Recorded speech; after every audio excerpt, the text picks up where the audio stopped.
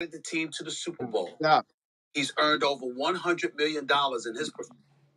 That was a previous kid that attacked him on one of those camps. He was doing for them, trying to give them a shot to showcase their skills. You know, you have Edomite scouts that comes around. You have journalists that comes around to see what kids should be would be maybe be eligible to join a high ranking college and eventually make it to the NFL. What did this little nigga do? He attacked him. That was a previous incident. So this is not the one where the latest one where you had like three niggas jumped him again. So now they're talking to you about that one kid. Continue.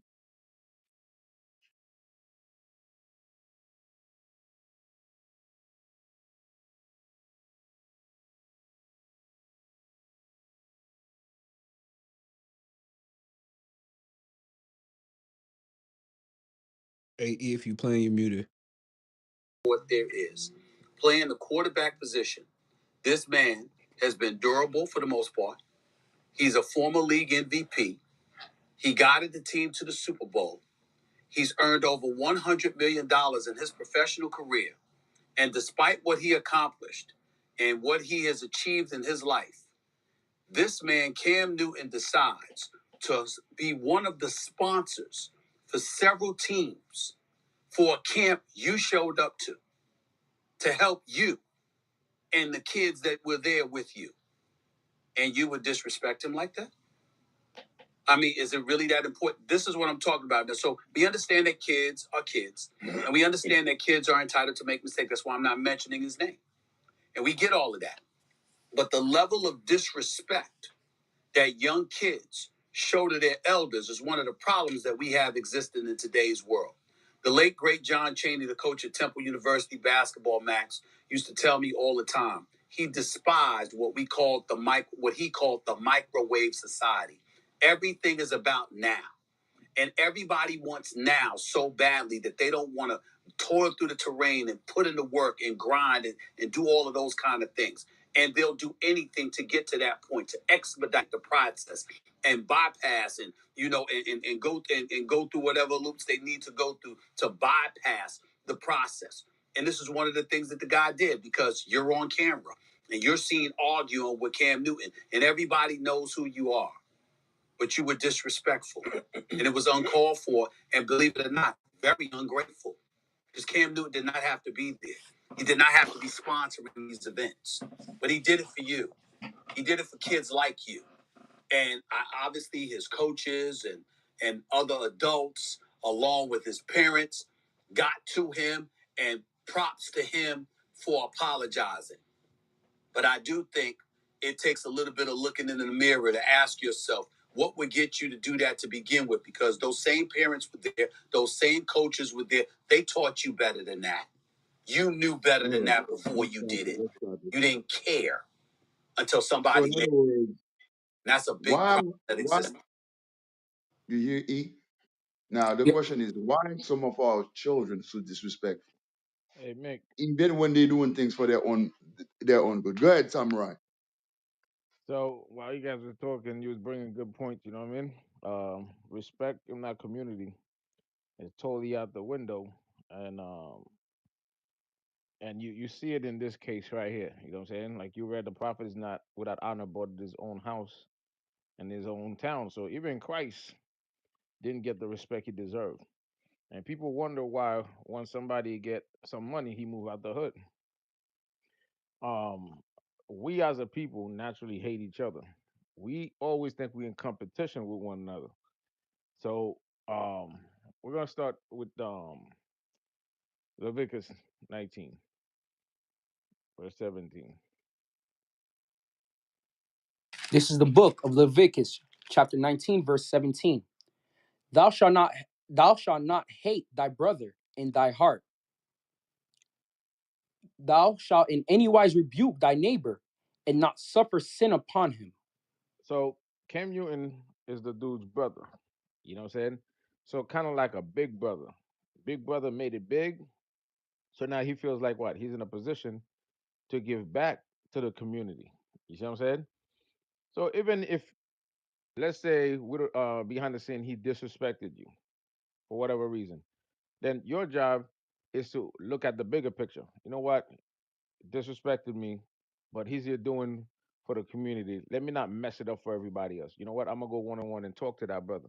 And this is where the scripture comes into play. A lot of us, this is why we have to go in the street basically and teach the scriptures, because our brothers are lost. Because he would not do that to Brett Favre.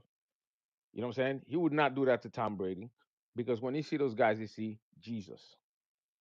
But we have the habit of, once we see a black man, we see niggas, and because we think of ourselves so little, guess what? We cannot see another black man, you know what I'm saying, as something great. So we always want to put ourselves in the same, how you say, uh think that we can walk in that man's shoes. Like he ain't nothing. Why? Because you look at yourself like, I ain't shit. So guess what? He ain't shit. So I could disrespect him all I want. But meanwhile, what he's doing, what he has done, and what he's doing for his community, you haven't even stepped close to it at all. So after what you did not attacking him, what if he said, you know what, the hell with the hood, I ain't helping nobody. So now, are you happy? That's that crab in the barrel mentality. All that he did was to destroy it for everybody else, because maybe him, there's no out for him. Yeah, he's there at the camp, but maybe he's done. Maybe he was there as a coach. You see what I'm saying? So he didn't have that opportunity when he was younger, so therefore he want to mess it up for everybody else. That's the nigga mind frame, and it stems from hatred. I'm gonna show you something. Go First Samuel, chapter 18. First Samuel, chapter 18. This is the book. Start at 1. Verse 7. Sorry. This is the book of First Samuel, chapter Let's 18, start at verse. one. Let's get the whole thought. Start at one. This is the book of First Samuel, chapter 18, verse 1. And it came to pass, when he had made an end of speaking unto Saul, that the soul of Jonathan was knit with the soul of David, and Jonathan loved him as his own soul. And Saul took him that day, and would let him go no more home to his father's house. Then Jonathan and David made a covenant, No, because he, go to verse 5. Sorry. verse 5. Mm-hmm. And David went out whithersoever Saul sent him, and behaved himself wisely. And Saul set him over the men of war, and he was accepted in the sight of all the people, and also in the sight of Saul's servants. And it came to pass, as they came, when David was returned from the slaughter of the Philistines, that the women came out of all cities of Israel, singing and dancing to meet King Saul with tabrets, with joy, and with instruments of music. Mm-hmm. And the women answered one another as they played, and said, Saul has slain his thousands, and David his 10,000s. Stop there for a second. So you got Cam Newton, who was a prolific football player, a one of a kind top player. You know what I'm saying? And you got the other dude who's played, but he never reached that level. So instead of acknowledge he's in the presence of something greater than himself, and whether he's a player himself or coach, because I don't know much about him, because I know he was hosting a little tournament 7v7, so that guy could have been the coach of the other team or a player on the other team. Either way, you can learn something from Cam Newton. You see what I'm saying? If you notice on his Instagram video, he trying to diss Cam Newton as though he's nothing. Um, okay, I could understand if Michael Vick got on TV and said, "Man, Cam Newton ain't nothing, man. I'm a better player than him." He has a leg to stand on. You see where I'm coming from? Because he was in the league Right. too. He did great things. Who the Mm-hmm. hell is you? That's what you call people trying to get notoriety or for you. He desperately wants to be famous, but he doesn't have it. He doesn't have it in him. That's why nobody knows him. So in his head, if he attacks Cam Newton, he's gonna be all over the news. He's famous now. But famous for what? For being a nigga, for being a hater to your own brother who's trying to help you. Then you reinforce the idea in other nations' head. We ain't Jack, we ain't, sugar Yeah, honey don't help icy. niggas. Stay away from niggas. That's what they Stay say. away from niggas. It's like He want to be famous and he's not famous. How the hell you never played in a league and you dissing somebody who's been to the Super Bowl, who's been an MVP? You see what I'm saying? And to show you he's a punk, he knows what he is doing. He did not throw a punch until other people attack came first. Because if you're so big and bad, why you wasn't the one to throw the first punch? Because he came from behind while Cam was struggling with two brothers. Then he threw a punch, then Cam yoked them down. You see what I'm saying? He just wanted to be famous, and it's hatred. Continue reading. Verse 8. And Saul was very wroth. I start at 7 again and go to verse 8. Is that cool? Mm-hmm. That's good. And the woman answered one another as they played, and said, Saul hath slain his thousands, and David his 10,000s. And Saul was very wroth, and they sang, and the saying displeased him. And he said, they have ascribed unto David 10,000, and to me they have ascribed but thousands. And what can he have more but the kingdom? And Saul eyed David from that day and forward. So that dude, Cam Newton, doing the camp, and guess what? Guess who? You think all the kids was praising Cam or this guy? What you guys think? Talk to me. Doing those camp, you think the kids, all the kids that was there, you think they were praising the guy who attacked Cam or Cam Newton himself? Him. Damn. They were praising him. So he's a hater sitting in the corner, envying his brother, seeing all the love his brother getting. You see what I'm saying? And then he envy him. And the best thing he could come out and say, man, you ain't no player. You can't throw. You can't do this. You can't do that, bro. You cannot do a quarter of what Cam Newton can do because you would have been in the league too. But his hatred overpowered him to the point where before he even attacked Cam Newton, he had to go on Instagram and start talking trash about the same dude that's trying to help him. That's that crab in a barrel mentality we have. Pull each other down. Never uplift one another. Even if you did have hatred for Cam, you have problem with Cam Newton, to show you he even hate the other kids. You know chances are by attacking Cam, he probably would never do a camp again. And you mess up the chance for mad kids. So that dude is a prolific hater, just like Saul hated David because he was not in that position. All the accolades was being given to David, so Saul was not happy with that. You see what I'm saying? So we're living in an age where we always hated each other, but there's something else going on in this age. Uh give me Isaiah 3 and 5. This is straight up hatred, bro. This is the book of Isaiah, chapter 3, verse 5.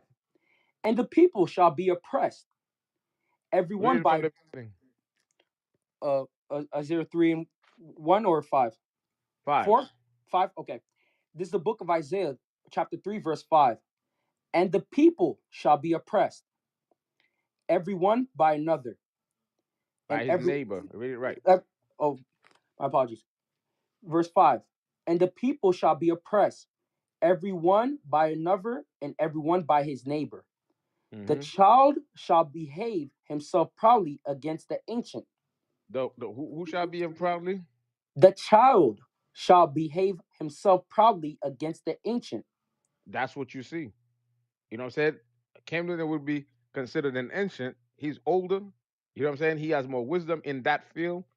And he's coming around these youngins to give them something that they aspire to be. And guess what? That dude behave himself wisely, as though Cam is nothing and he's something.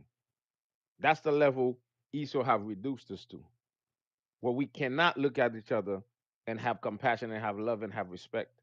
We must disrespect each other, no matter what level this person is.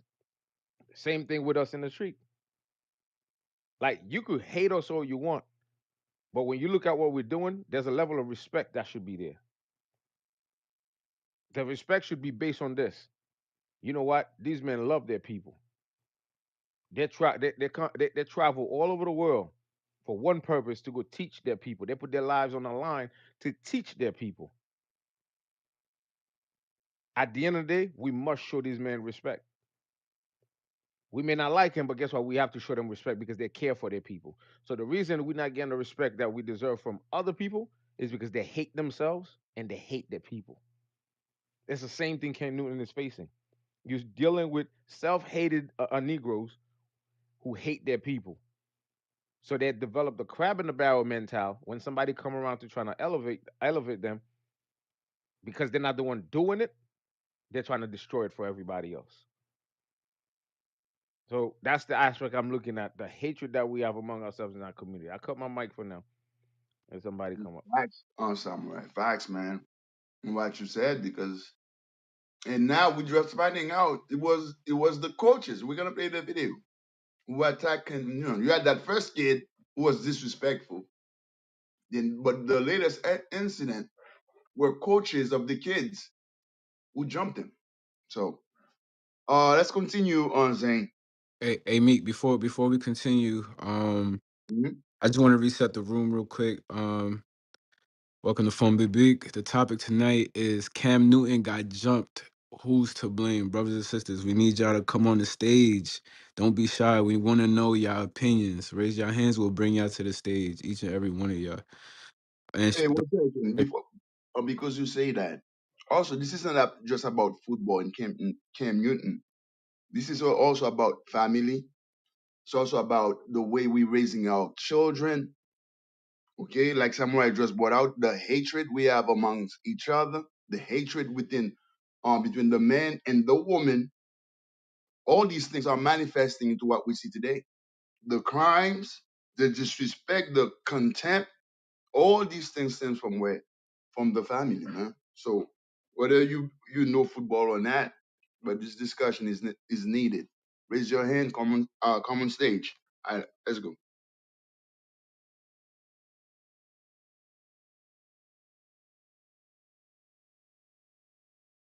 All right, let's continue, Zane. Where you at? did we finish that video at E?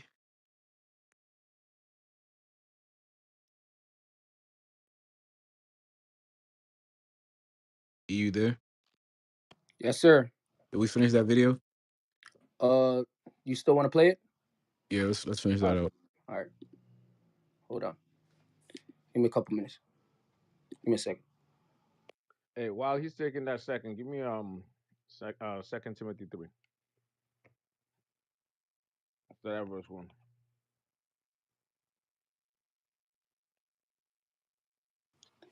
Hold on. This is the book of Second Timothy, chapter 3, verse 1. This know also that in the last days, this know also that in the last days perilous times shall come. For men shall be lovers of their own selves. So if men is lovers of their own self, if I love only myself, then I don't have love for others. That means what? I have hatred towards everybody else. Go ahead. Covetous, Covetous. They want everything everybody else have. Like that brother's covetous of Cam Newton, and it shows in the video. Go ahead. boasters, He's boasting that he's somebody and Cam ain't nothing. When if you look at the facts, dude, nobody knows you. Go ahead. proud, He's very proud. Go ahead. blasphemers, Uh huh. disobedient to parents, Disobedient to parents. Go ahead. unthankful, That's the part I wanted to get to. Unthankful. Dude, if I was young, when I was younger, if I met a professional player that come down to trying to play with me to show me something, I would be appreciative. Because here's the thing, that's how you get to make it. Because you demonstrate your skills, you show that you're coachable, and that dude might look at you like, you know what? That kid got a shot. I kind of see myself in him. Hey, you know what? I'm gonna invite you to another camp. You know what I'm saying? And in that camp, now they start spending a little bit more time with you to see really if you have it, and then boom, they start bringing you to places where other people can see you, and that's the way you make it in life. So by attacking that dude, you show that you have no regard to what he's giving back to his community. But you be that same dude complaining, man. Oh, this dude make it. They don't give back to the community. That dude is just a straight up complainer. Nothing worse than a person who has dreams but yet is lazy. An ambition person, but they're lazy. So they're never gonna get off their butt to do nothing. They just sit there and complain about everybody else who got up and did something. Because if you wanted to make it to the NFL, you would have been busting your ass, stop the partying, stop the drinking, stop the chilling, and really develop your body. People that makes it pro, that's what they did. At one point in their life, they're like, you know what? The hell with the parties, the hell with all that. I have the fun later. I'm gonna dedicate myself to do what? Play football if it's football. Those who didn't make it, a lot of them, majority of them, is like, hey, they were in college, they were doing their thing, but guess what? They wanted the girls, they wanted the, they were doing their thing. That takes away from their game. So now that they make it, they're mad and they feel like, oh, I was better than that guy. He just had better chance than me. Like I've heard somebody who used to coach me in soccer, and one of the things he was proud to say, oh, mind you, the dude is like big belly, everything. Oh, I beat Michael Johnson in college. Oh, good for you. He went mad. He won a crazy amount of Olympic medals. What happened to you? You was a talented dude who was lazy. Because if you're beating Michael Johnson in college, then that means at one point you gave up. And I now mean, that he, he's he making it, has all the tools. to feel He has better the about tools. yourself, you always got to be talking about, oh yeah, I beat him in college. You were saying something, me? Yeah, I'm saying this brother, he had the tools. If he could beat him in college, he could have made it himself. Dang. Exactly. But somewhere he lost it. Something took his attention away from what it is. And people like that they have the skills, whatever, but they lost focus. And those who probably had less skills, who kept working and stay focused, and he became one of the greatest runners of all time. Then you gotta every time, yeah, I beat that dude in college. I beat that. Okay, whoop de doo. Everybody can win a race, but what did you do with your talent? You squander it. Same thing with that coach. For him to be coaching football, that means at one time he played football, but he squandered his talent. But in his heart, he feels like, man, I could have been better than that dude, man. That dude ain't nothing. Hatred because of your own failure. So instead of being grateful, you become unthankful. But the scripture already described people like that. Go ahead. Unthankful, unholy, We already know he's unholy because if you're about this truth, you wouldn't be attacking people that's trying to help you. Go ahead. without natural affection, Without natural affection, that's your brother. You're supposed to love your brother, but he ain't got no natural affection. Go ahead. truce breakers, Truth breakers, like, yeah, you're a coach for the other team. I'm a coach for this team. It's my camp. I invited you, man. We living out peace. Nah. At the end of the day, he have to lift up his skirt. Go ahead. false accusers, He's lying when you say Cam Newton and nothing. And that's a both. It's like everybody knows that. Why would you say that? Hatred. Go ahead. incontinent, Go ahead. fierce, despisers of those that are good, Now we know the despisers of those that are good, like the deals with us doing the good in the truth. But in the sense of the world, Cam Newton was doing good for these kids. He hates that. He's not happy with it. Because of that, next one. traitors, So he's a traitor because he betrayed Cam Newton's trust. Because otherwise, if he had behaved that way before the camp started, Cam Newton would have been like, you know what, I don't want you and your team in here. You're gonna destroy what I'm trying to build. So he played nice. So if you feel so strongly about that dude, why are you in his camp? You feel so strongly like he sucked, he this, he that. You could be better than him. So why are you going to his camp? Because if I don't feel you got nothing to offer me, why would I be in your camp? It's to show you that dude is straight up a hater. Go ahead. heady, Heady, he's all up in his own head. high minded, He think he's something when he is nothing. Go ahead. lovers of pleasure more than lovers of God, So that part goes to lovers of pleasure more love than God. So in the sense of this world, he loved himself more than he loved the people around him that could teach him something. All right. So I cut it right there. I'm gonna play the vid. Hey, play the Corey Holcomb video. Corey Which video? Holcomb. God. The Corey Holcomb. All right, I'm gonna cue it up. Hey, while he cues it up, brothers and sisters, once again, we need y'all to come on stage. Let us know what you think about the situation, as well as possible solutions for it. Come on to the stage. All right. We found out that Cam Newton wasn't fighting the players that came to his camp. We have found out that it was the coaches of the boys. The nigga didn't make it. Cam Newton has a camp for kids. On the respect of that, he should not be having to fight off bust-ass coaches. Period. I'm going up to the pros, facility that he putting together for the kids and trying to fight him there. It just shows your jealousy and envy. I don't care. It's like it's no respect for Cam. And I know you wouldn't fight a Caucasian male if it was his camp. Hey, you white man. Now, from what I understand, the dudes have put out a statement saying, we sorry, it won't happen again. But you shouldn't have said, we sorry, it won't happen again, because you just did it. Make it make sense. Because envy don't go away easy. He found that. Wow. Hey, play their video now. Cue their video when they were explaining why they jumped Cam. To show you, like Samurai just said, that's exactly what that brother said. Jealousy. You know, you're trying to put down somebody who came to help you of your own people.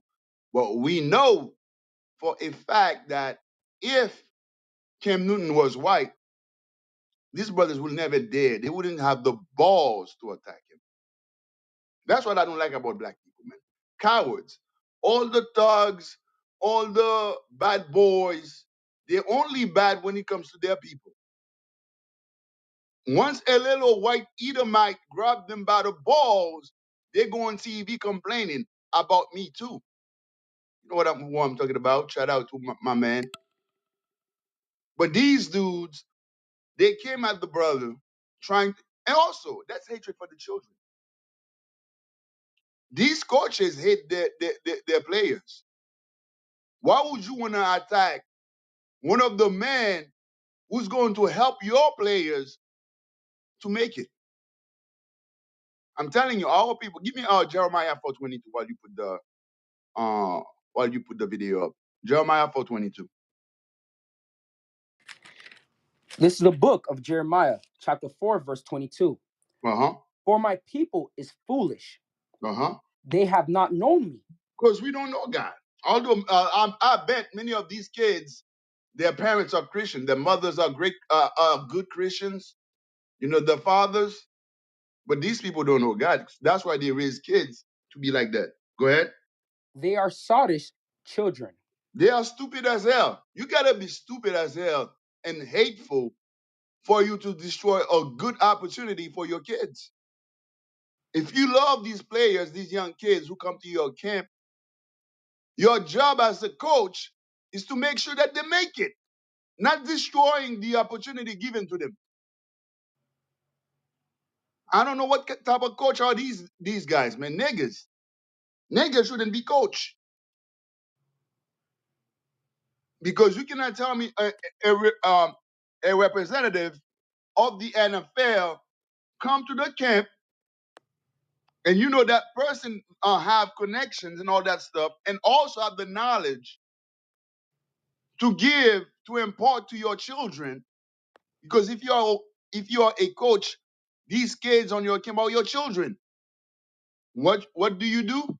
You attack the very person that can help them. That's some dumb and stupid nigga stuff. We don't. And they have none understanding. No, he couldn't understand that. Hey, that's Cam Newton. That's opportunity. That's business. What about business? Wow. Go ahead. They are wise to do evil. What are they? They are wise. They are wise to do evil. God says we only good. We only wise to do evil.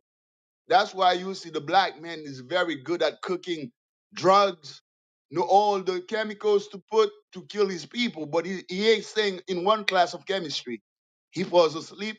He cut classes, you know. He cannot even spell chemistry, but he's very good at the cooking of the drug. The Esau show him how to do it in the movies, and they're very proud of it. Wise to do evil, read on. But to do good, they have no knowledge. I mean, the brother couldn't understand. Hey, this is a representative of the NFL. This is not just a representative, one who have played at a high level.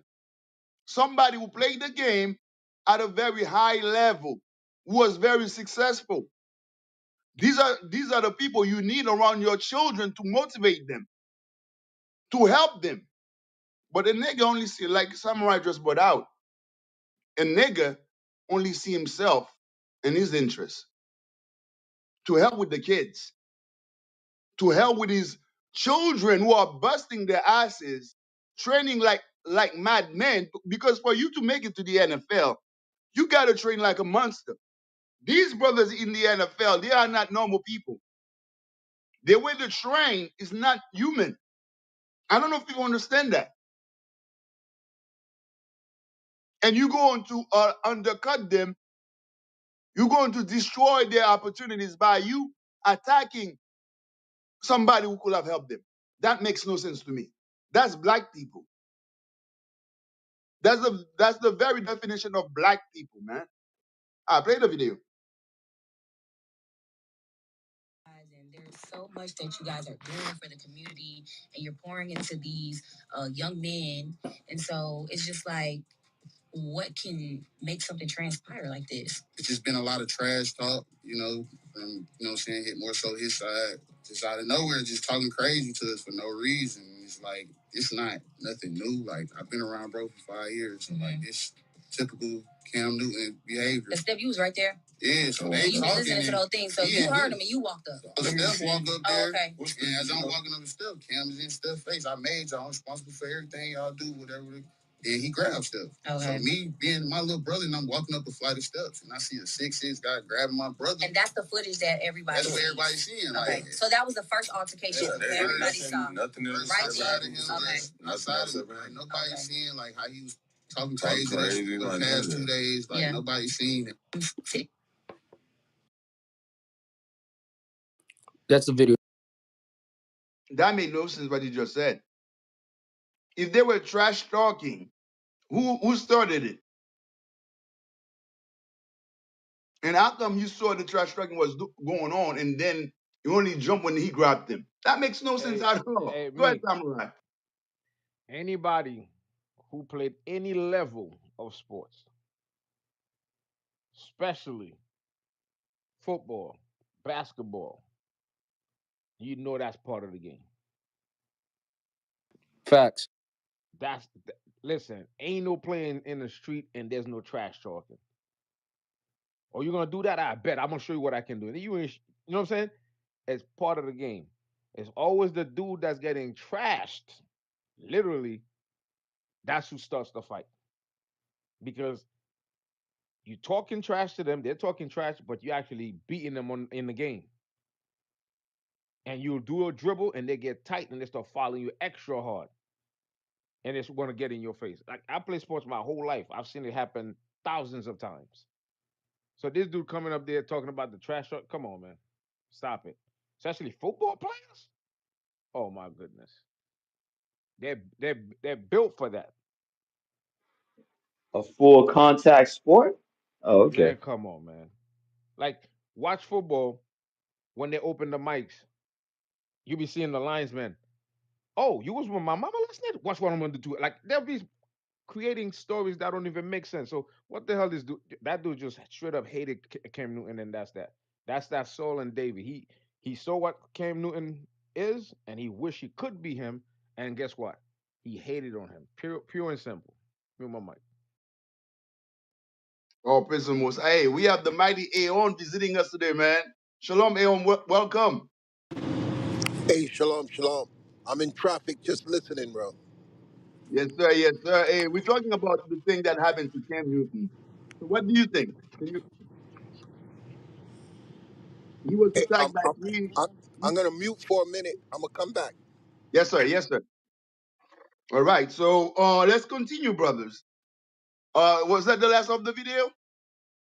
Yes, sir. Okay, okay. Side, you here? Because what we're talking about the way black people shoot themselves in the foot. You know, that's the same way you see, like we read already, they attack Christ. You understand? They attack Christ. What was Christ doing for them? Helping them out. So if you're thinking about the way the NFL is, the NFL only take like a few hundred brothers like every year. And you got like thousands and thousands of brothers trying to make it.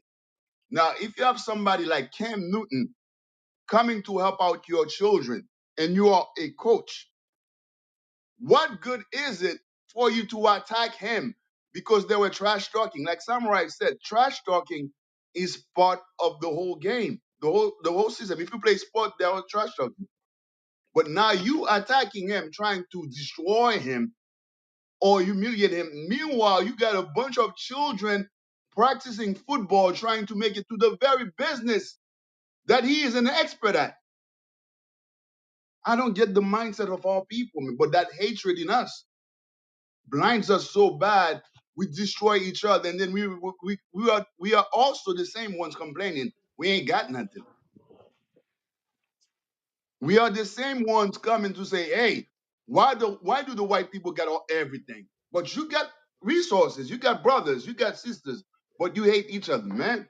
Makes no sense to me. All right, go ahead, Si. Man, Flumpy Bleak is on fire tonight. Damn. Hey, all praises, man. We got Sis Genesis came back. You know what I'm saying? Glad to see you, sis. A lot of brothers and sisters that was rocking with us a few nights ago is back in the building. Sasha Adult just crept up in here. I see you, brother. So all praise the Most High. Yeah, man, this is epic right here. This is a viral moment.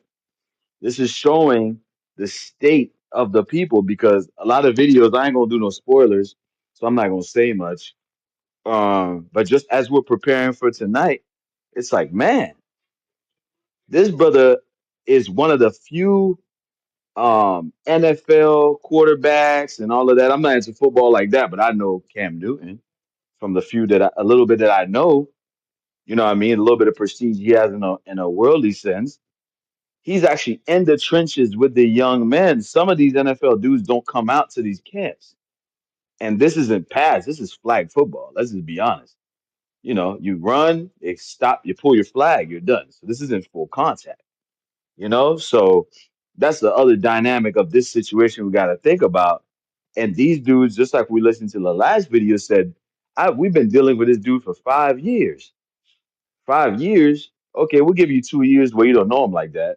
But the other 3 years, come on, you know what happens in these arenas, and you guys were in the same team. So, you know, we got some more videos that's going to come out. You know, Zane bringing it out. You know what I'm saying? Meek, as always, Samurai's in the building. A, A, A's in there. You know what I'm saying? So it's gonna be interesting. I want y'all to tune in. Remember to share though. Okay, remember to share on all social media platforms.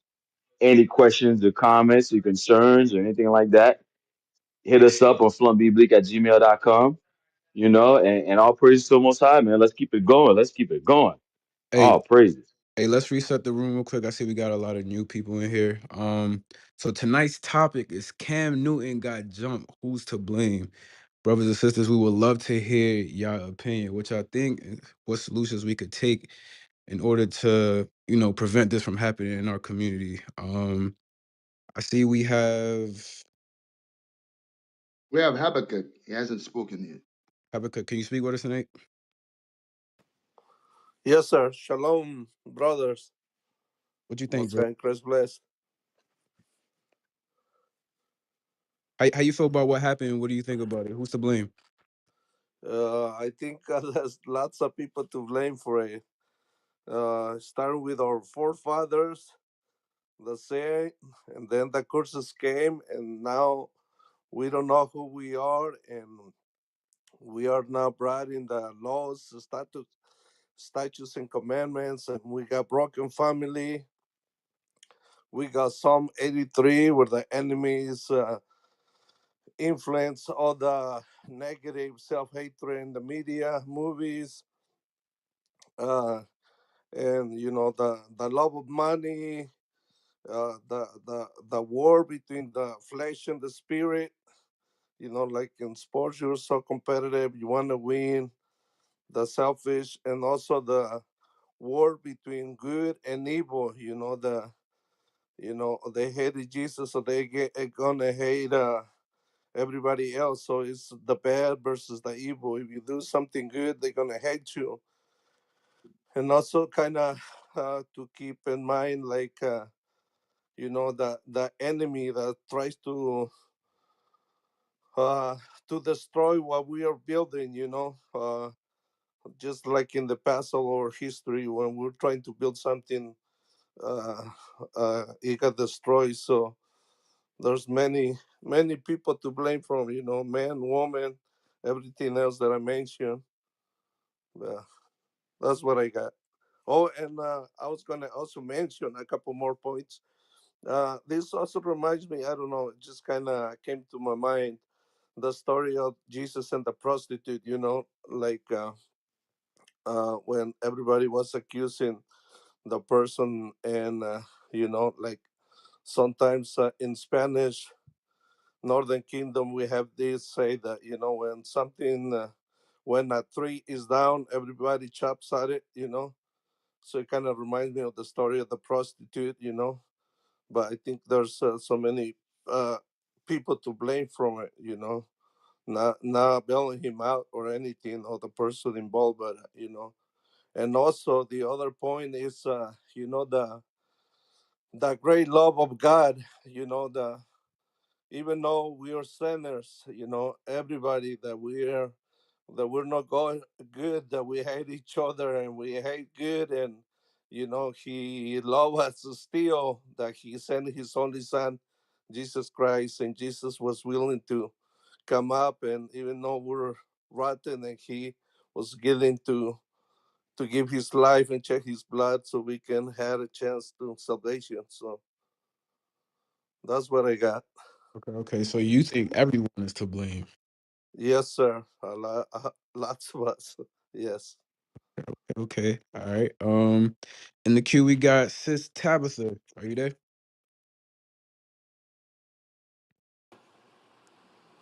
Shalom. How you guys doing? We good, Sis. How you doing? I'm all right, thanks. So we're talking about Cam Newton, right? The first thing when I saw that, and I heard that it was at his own organization to help them, what came to mind is cattiness, effeminate, because these are things that women do when women are always jealous of each other because of with long hair, light skin, nice body. So him helping them, they started because these guys most likely they were raised by their mom, so they have all these feminine traits. So they see him and they're jealous even though he's helping them, but they don't see him as their helper. They see him as, you know, oh, he thinks he's better than us. He's, most likely he went with designer clothes and they saw how he came. So, all the feminine traits in them came out. And that's how they lashed out for no reason. They should have been hugging him, but they're fighting him. And I think I heard this not the first incident that these young guys attacked him. It's not the It's first. not the first time, right? It's the second time. He, Like a different boy, a yeah, different guy. he's had multiple like spats with them. Like they trash talk to each other all the time, but this time it got physical. So see, it's the jealousy thing. It's all the effeminate inside of them from being raised by their mom. Um, the other thing I was thinking about is, you know how they say if you want to hide something, that adage, keep in the book. But it almost seems like if you want to get hurt, if you want jealousy, if you want hatred, help somebody. Because in helping somebody, you're gonna get hatred, you're gonna get jealousy, you're gonna be in danger. So if he wasn't a big guy, they could have really injured him. It's because he's like a real big, tall guy, and he's a muscle guy because he was in the NFL, so his body is strong. But he could have really got injured, all for helping. You Hey, know, say, yes. question. Why do you think they attack him? Because, like you said, he's trying to help them out. But meanwhile, they wouldn't attack, let's say, an Edomite. Well, now that I learned with IUIC that from Bishop's class, we all of us see Edomites as God. When we look at them, so they would never attack you because, and then they know the repercussion. They know they're gonna get charged. They know they're gonna get in trouble. So when they attack us, each other, they're not gonna get nothing's gonna happen to them. Oh, it's just another black on black fight. It's just So they would never, because they see an Edomite as God and of importance, and where we don't have importance. We just niggas. So we have we're nobodies to them. Each other to each other we're nobodies, but to Edomites are very important. They're the image of God. So they're off limits. Dang. So so So they that means Hey, that even Christianity has something to do with that, because that's what they do. They put Esau as the face of Christ and the fake Amalek as the representative of the Israelites. Dang. Go ahead. me, me. yeah. You Go know, ahead, Brother. as the sister talking, it made me think of something. It's yes, it's hatred from the get, like I show you, but there's more at play. If you read Deuteronomy 7 verse 6 real quick. This is the book of Deuteronomy, chapter 7 and verse 6. For thou art an holy people unto the Lord thy God. The Lord thy God hath chosen thee to be a special people unto himself, above all people that are upon the face of the earth. So we are a special people, and the God of Israel chose us to be above everybody else, right? Um, when you go to Jeremiah, what did Jeremiah say? He had planted us a noble vine, right? Read that real quick. 2 verse 21. This is the book of Jeremiah, chapter 2, verse 21. Yet I have planted thee a noble vine, wholly a right seed. How then art thou turned into the degenerate plant So of a strange vine unto me? even though Messiah chose us and made us holy and put us separate, so the question is, how did we become a degenerated plant where we would even attack people that's trying to help us? Because it's the same thing that happened to us who's teaching in the street. The thing is that uh, we taking part of things that we shouldn't be taking part of. Like, it's one thing to play sport for your health, but it's a whole nother thing when you breeding kids to become pro. Because when they go pro, what they're gonna do? Break God's laws. Mhm. They're not gonna keep the Sabbath. You're gonna see them passing turkey doing Christmas. I mean, turkey doing Thanksgiving. You're gonna see them in the hospital because those things are part of their contract. They're forced to do those things to break God's laws. So in those environments, you can only expect evil to happen because there's no laws. It's just a whole bunch of men full of aggression that don't care about God. That's gonna show the hatred that exists among our people. Why? Because we don't keep God's laws. Because when those things happen like this, how we look before the other nations, we are a laughing stock because you don't see those things happen in the white camps. But it's us that wasn't supposed to be dealing with those things to begin with. So because we don't have the love of God, we don't understand that we are separate people. Guess what? We're always gonna be getting at each other's throat. Give me Deuteronomy 4 verse 6 real quick. This is the book of Deuteronomy, chapter 4, verse 6. Keep therefore, keep Start at therefore, 5. verse 5. Behold, I have taught you statutes and judgment, even as the Lord my God commanded me, that ye should do so in the land whither ye go to possess it. So in the land that we Most High sent us, we were supposed to keep His laws, statutes, and commandments, because that's our heritage, and that's what teaches how to live, how to deal with one another, not to show hatred towards our brothers.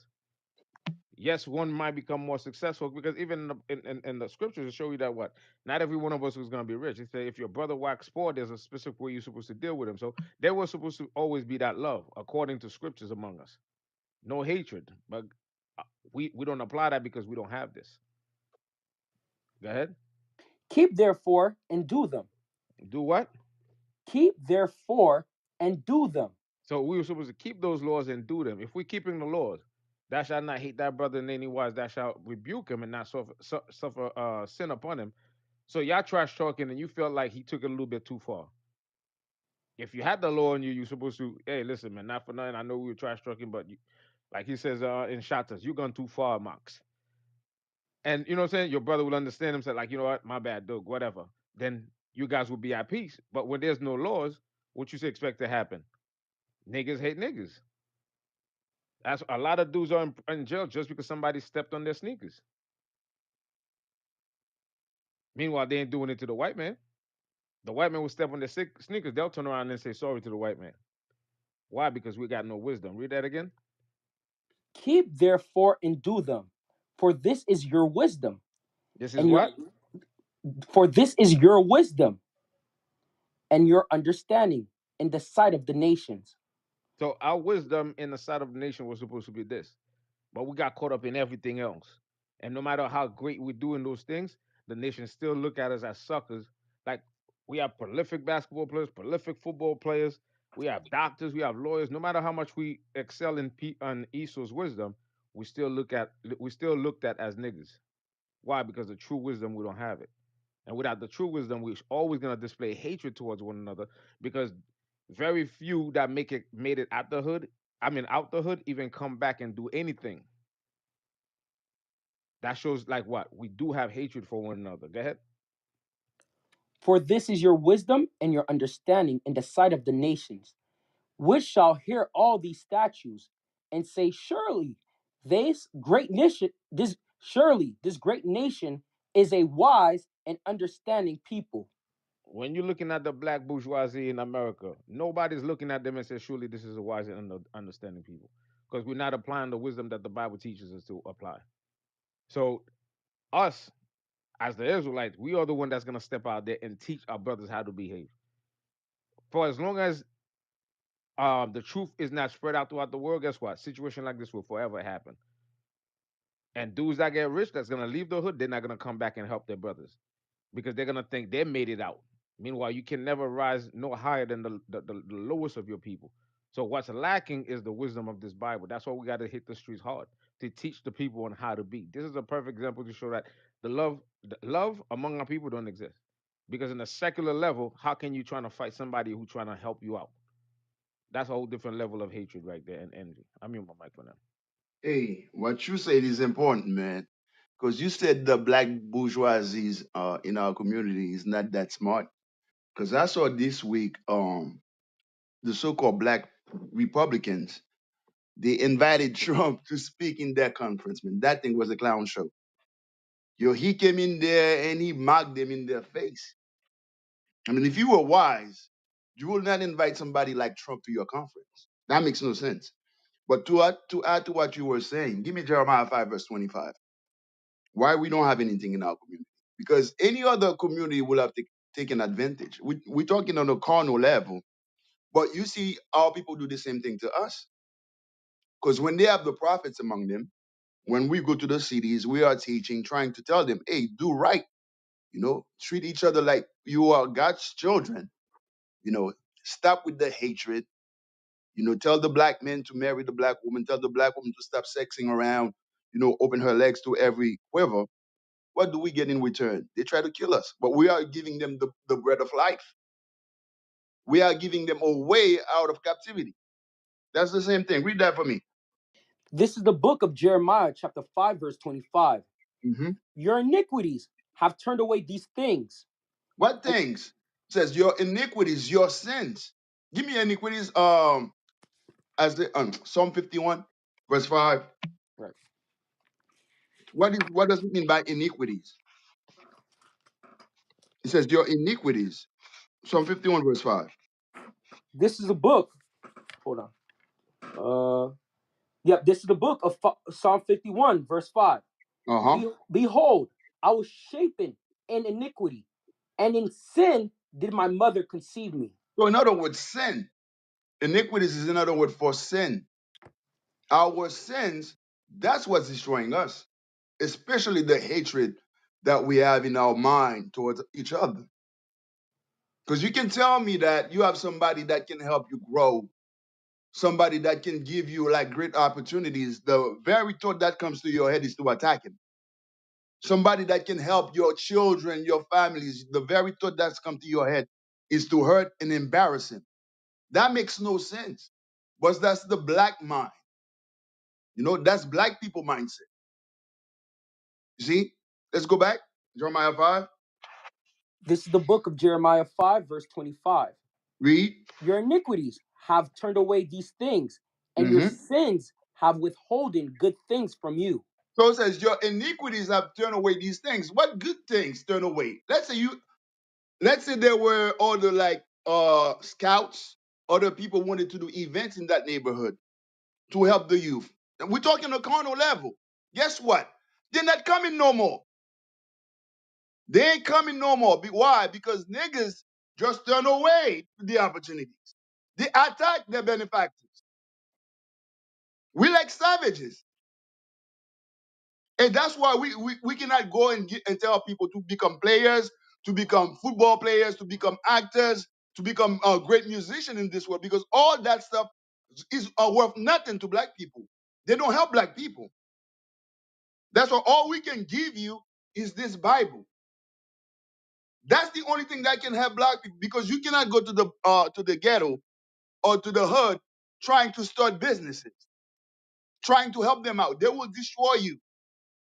And God is letting you know the reason we are in the condition that we are in, because we have turned away the benefits that we could have gotten if we were not in sin, if we weren't so bent on destroying each other. In other words, if we could stop being niggas for a few minutes. I know a lot of us, you do not like that word, but we have A1 here. That's one of his favorite words, and I like that word. Because a lot of the time, things that could have benefited us in our community, we destroy it with our own hands. And the very people that could have protected you, that's the people you're trying to destroy. That's why when Christ went among them, they were looking down on Christ. They said, hey, isn't that this carpenter's son? He's poor. He ain't nobody. I know his family. I know his mother. I know his mama. I know his brothers, his sisters. They're right there in Bethlehem. They are poor people. How come he get all this knowledge? But meanwhile, Christ was helping them, because a lot of them were sick. A lot of them had demons on them. He could have healed them. Hey, get that. Mark 6, verse 1. All right, go ahead. Mark 6, verse 1. This is the book of Mark, chapter 6, verse 1. And he went out from thence and came to his own country, and his disciples followed him.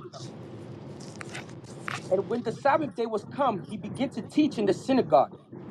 And many hearing him were astonished, saying, from whence have this man these things? Because they never heard nobody speak like that. So they were astonished. Read on. And what wisdom is this which is given unto him, that even So such mighty works, they acknowledged that this guy was mighty and his words were unbelievable. Read on. that even such mighty works are wrought by his hands? Is not this the carpenter, the They son of reduced him to nothing. It was like, yo, this guy just a carpenter. If he would have been walking the earth now, he'll have Timberland boots and his construction equipment. Read on. the son of Mary, the brother of James and Joseph, and of They, Judah, they knew his family. They started to run off his family. They knew his place of employment. They knew his family. Read on. and Simon, and are not his sisters here with us? They started to get personal with him. And they were offended at him. They wasn't happy for his works. They wasn't happy for him coming and healing and speaking to the people and having compassion. That's how niggas are. Okay? Niggas don't want help. They need death. because a nigga is destructive. The problem is not the white man. It's wicked niggas that don't want to build, that have no compassion, that only care about themselves. They were offended that he was there with the words of God, speaking in a way that they never heard before. That's how a nigga is. If I can't do it, you can't do it. Read on. But Jesus said unto them, a prophet is not without honor. They don't give you honor when you have status. They hate on you. That's how black people are. Look at Donald Trump, the first president ever to get white people killed in the White House, overturning an election after they showed that he lost the election. He used his white power and he used his pomp and his pride to say, I'm not listening, I'm not following the law. He used taxpayer dollars to pay for a prostitute. Okay? They brought him up on charges while he's in office. He took his finances and manipulated the system so that he could lie about what he's really worth to make more money. If any of us would have done that, they would have threw us under the jail. But guess what? White America's rallying behind him and loving him and dismissing the fact that there's women coming with rape allegations. The government is trying to get you for the destruction you did to the White House on January 6th. You paying for prostitutes, but they honor that white man. And there's clear-cut cases of misconduct. Let that have been a nigga, they would have threw him under the bus. Look where R. Kelly is. Look at Bill Cosby, okay, for allegations from many, many years ago. Donald Trump just lost the case that they had against him, and he was fined $354 billion. The same day he lost the case, he dropped a sneaker called Never Surrender. They're $400 each. He already sold 1 million of them. The fine that they put on him, he already paid that, and he's going to be rich on top of rich, the richest he had before. Because he dropped the sneaker, white America loves him, and they honor their own. Niggas, they hate their own. Read it again. But Jesus said unto them, a prophet is not without honor. Black men are not with honor. Niggas hate black men. Okay, that's why God says, 2/3 of my people shall be cut off and die. We cannot fix things with a majority. The majority needs death. Niggas need death. You're not gonna communicate to a nigga. They are the problem, not white people. Read on. But in his own country In and his among own country, amongst his own people, there's no honor even when you're doing good. Greatest man to walk the face of the earth. He's solidifying what we talking about now. Read on. but in his own country and among his own kin and in his own house. In his own house, even your family will be hating on you. You'll have family secretly hating on you because you're getting attention that they're not getting. That's only in the black community. Read on. And he could there do no mighty works. You know what it is? He was healing people, feeding the masses, giving back people their eyesight, raising people from the dead. And the nigga said, we don't like that. Stop doing it. Okay? We don't like you, nigga. You think everybody would embrace him because they're seeing a man that look like them doing things they never seen before, they never heard before. They're coming in the name of God. They're not coming in politics. They're not coming with economics. They're not coming with an agenda. He took nothing from the people. He laid down his life for the people. And this is the example we got to look at. Our people are sick. They're hateful. They're vengeful. They're deceitful. They're liars. Read on. Save that he laid his hands upon a few sick folk So and healed them. all he could do after that was just heal a few sick folk. Okay, because those people, they don't care. You sick, you'll spend all your money, you'll go anywhere to get healed. So the only people he could help was the people that were sick, that they didn't care. Their life was a mess. So they were like, look, I'm not listening to y'all. Please come and heal me. The most greatest man to walk the face of the earth was dismissed by his people.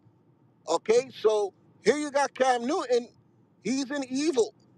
Okay, because of his profession, because of what white America has upheld as the standard of good, he tried to do a good thing. Okay, so eventually it's going to turn on you. If you look at every single thing that black people control, it's always rivalry within the industry. Why? It's never successful. That's why they make movies like Love and Hip Hop, Basketball Wives. I was watching a movie, I don't remember, a sitcom, reality show. I forgot the that he was opening. And all he was doing was banging the people that worked for him. He was trying to open up a restaurant and fighting with the employees. And they took that nigga shit and made it into a reality show. Okay? You put black people anywhere. The music industry, like P. Diddy making a band, all those people's lives were destroyed. uh, the other one with the sisters that was always fighting each other. The Braxtons, same shit. They believed in God and they were singing gospel songs. They fighting each other. They hating each other. The nigga shit is clear. Even on TV, there's so many shows you can look at. Jay-Z and Dame Dash, one of the biggest record companies ever. We want to be black owned. What Jay-Z did, dissolved the record company. Dame Dash is broke. He's in court. Jay-Z is with white witches. His whole circle now is white people. The list goes on and on. There's no success. You look at all the girl groups, you look at Destiny's Child, you look at Boys to Men, you look at anything that we looked at as great, it was for the moment. And then black evil egos come in. And with those black evil egos, you get destruction. Read it again. And he, and and he could dare do no mighty works, save that he He couldn't do nothing. He couldn't do nothing to help his people because they were such wicked niggas. Wicked, black, worthless niggas that hate each other. Read on. save that he laid his hand upon a few sick folk and healed Because them. because those sick folk were too much in pain to pay attention to the hatred. Read on. And he marveled because of their unbelief. Just like us right now, we're in amazement that this guy is trying to help the community and people want to jump his ass and beat him up. There was another uh, entertainer, he was trying to rebuild his community. I think it was a boxer, and they set the properties on fire. They burned the place down that he was invested in. I forgot his name, man. I was watching it the Javante other day. Davis. Yes, Devontae Davis. Okay? I will never put my money into the black community. Ever. I put my money into the Israelite community. I put my money to save the prophets.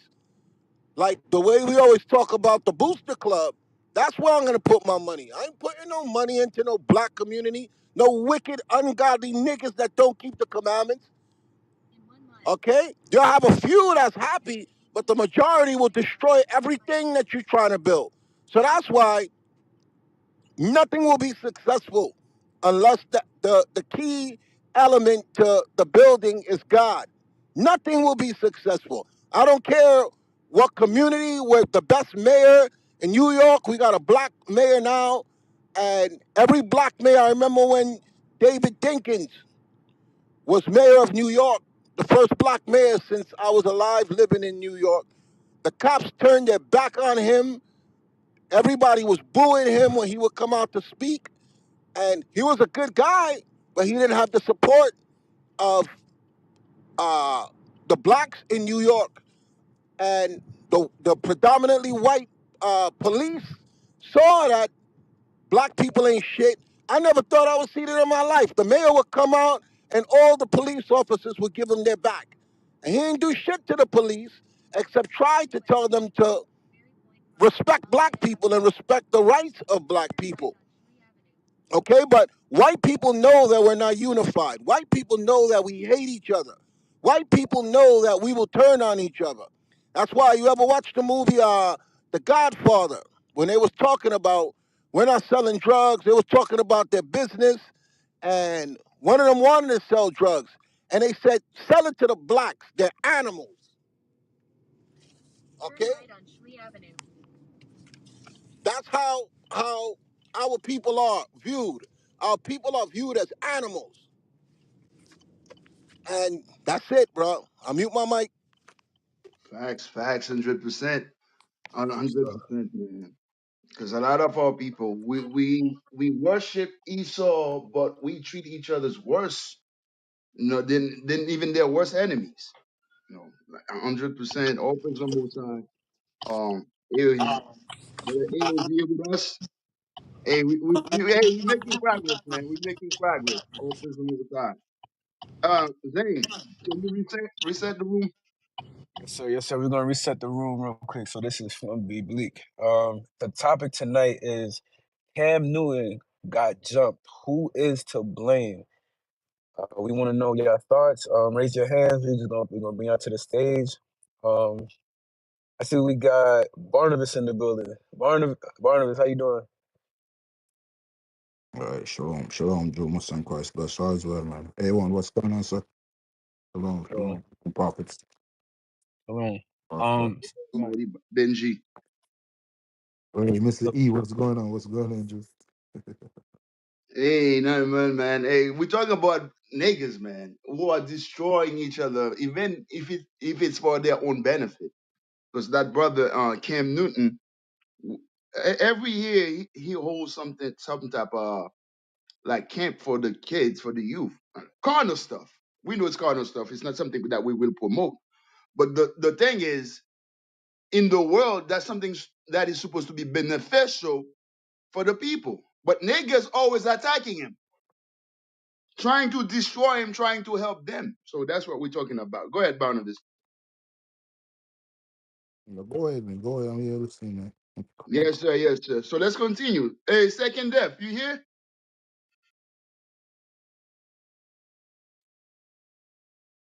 Second, you here with us? Okay. Toussaint.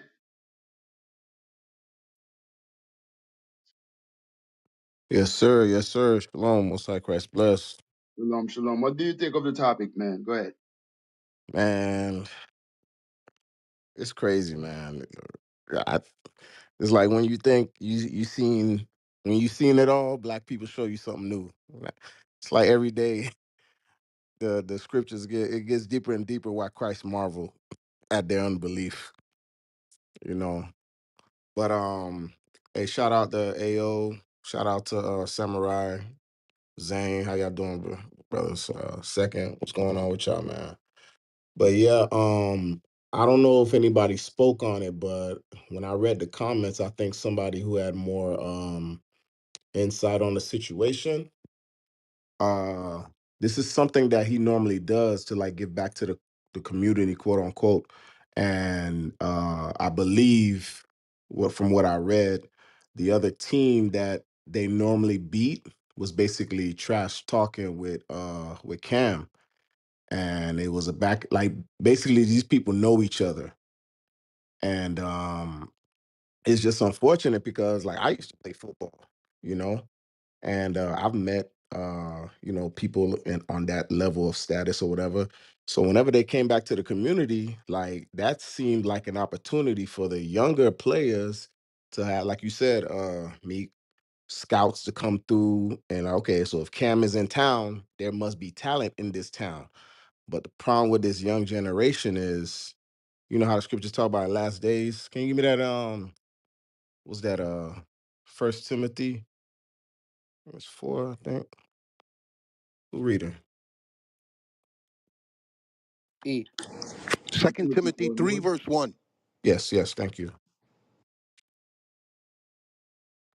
This is the book of Second Timothy, chapter 3, verse 1. This know also that in the last days perilous times shall come, for men shall be lovers of their own selves, Mm-hmm. covetous, Mm-hmm. boasters, Mm-hmm.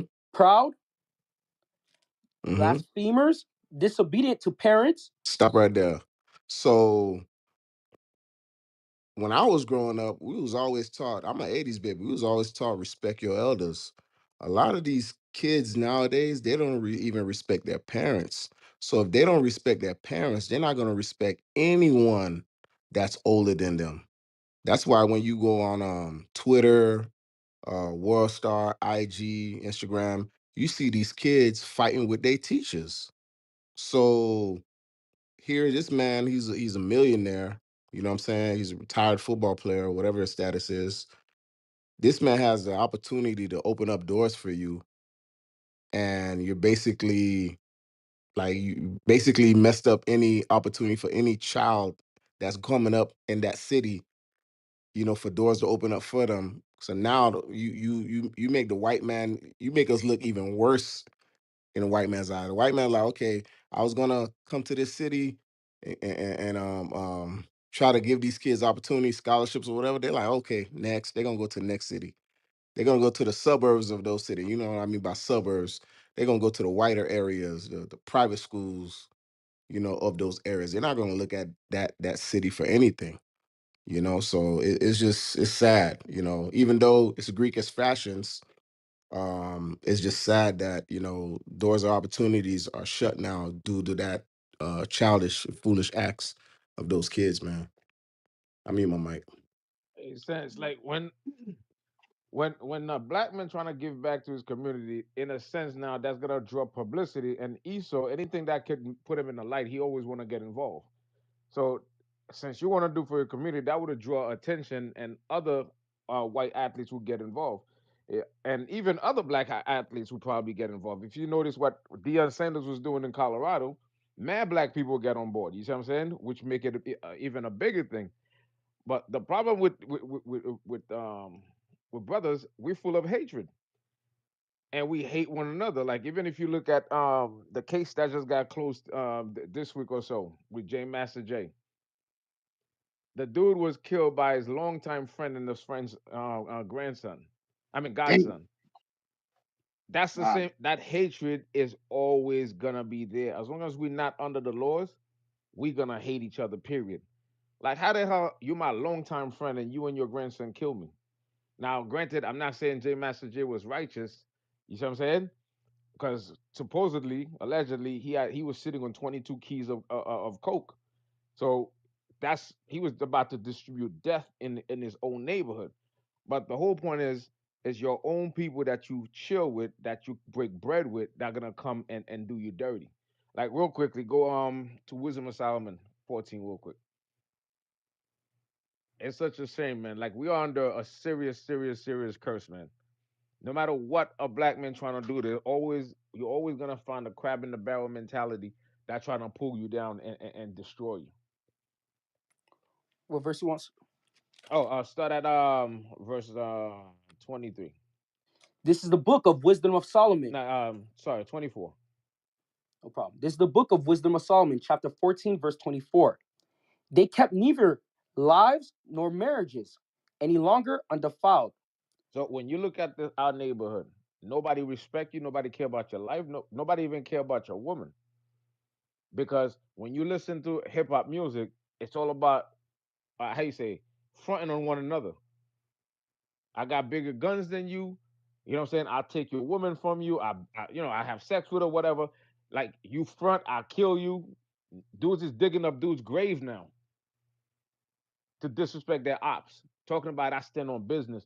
Hold up, you stand on business so much that the Indian run the stores, the Chinese run the stores, the Arab run the stores. We don't run nothing in the hood, but dude talking about I stand on business. We only stand on business and disrespecting one another. And the Bible got our number. We don't respect nothing. We keep we don't respect lives, we don't respect marriages. Go ahead. They kept neither lives nor marriages any longer undefiled, but either one slew another traitorously, or That's what grieved, happened to J Master J. Hold up. He got slew treacherously because it was his own friends that killed him. Go ahead. or grieved him by adultery. All over the world. Like if you notice, I also saw recently, the artist Omale, dude got his little girlfriend with him. He gonna pull her on stage, go behind the curtain and bend her over. Now the dude don't want to stay with the girl. Omale say, "Yo, you know what? Your man don't want to stay with you. Come with me." Nobody cares. Alicia Keys, married woman, Usher grabbing up, from behind. Nobody cares no more because what? We are under a curse and we're living in a wicked, wicked society. Go ahead.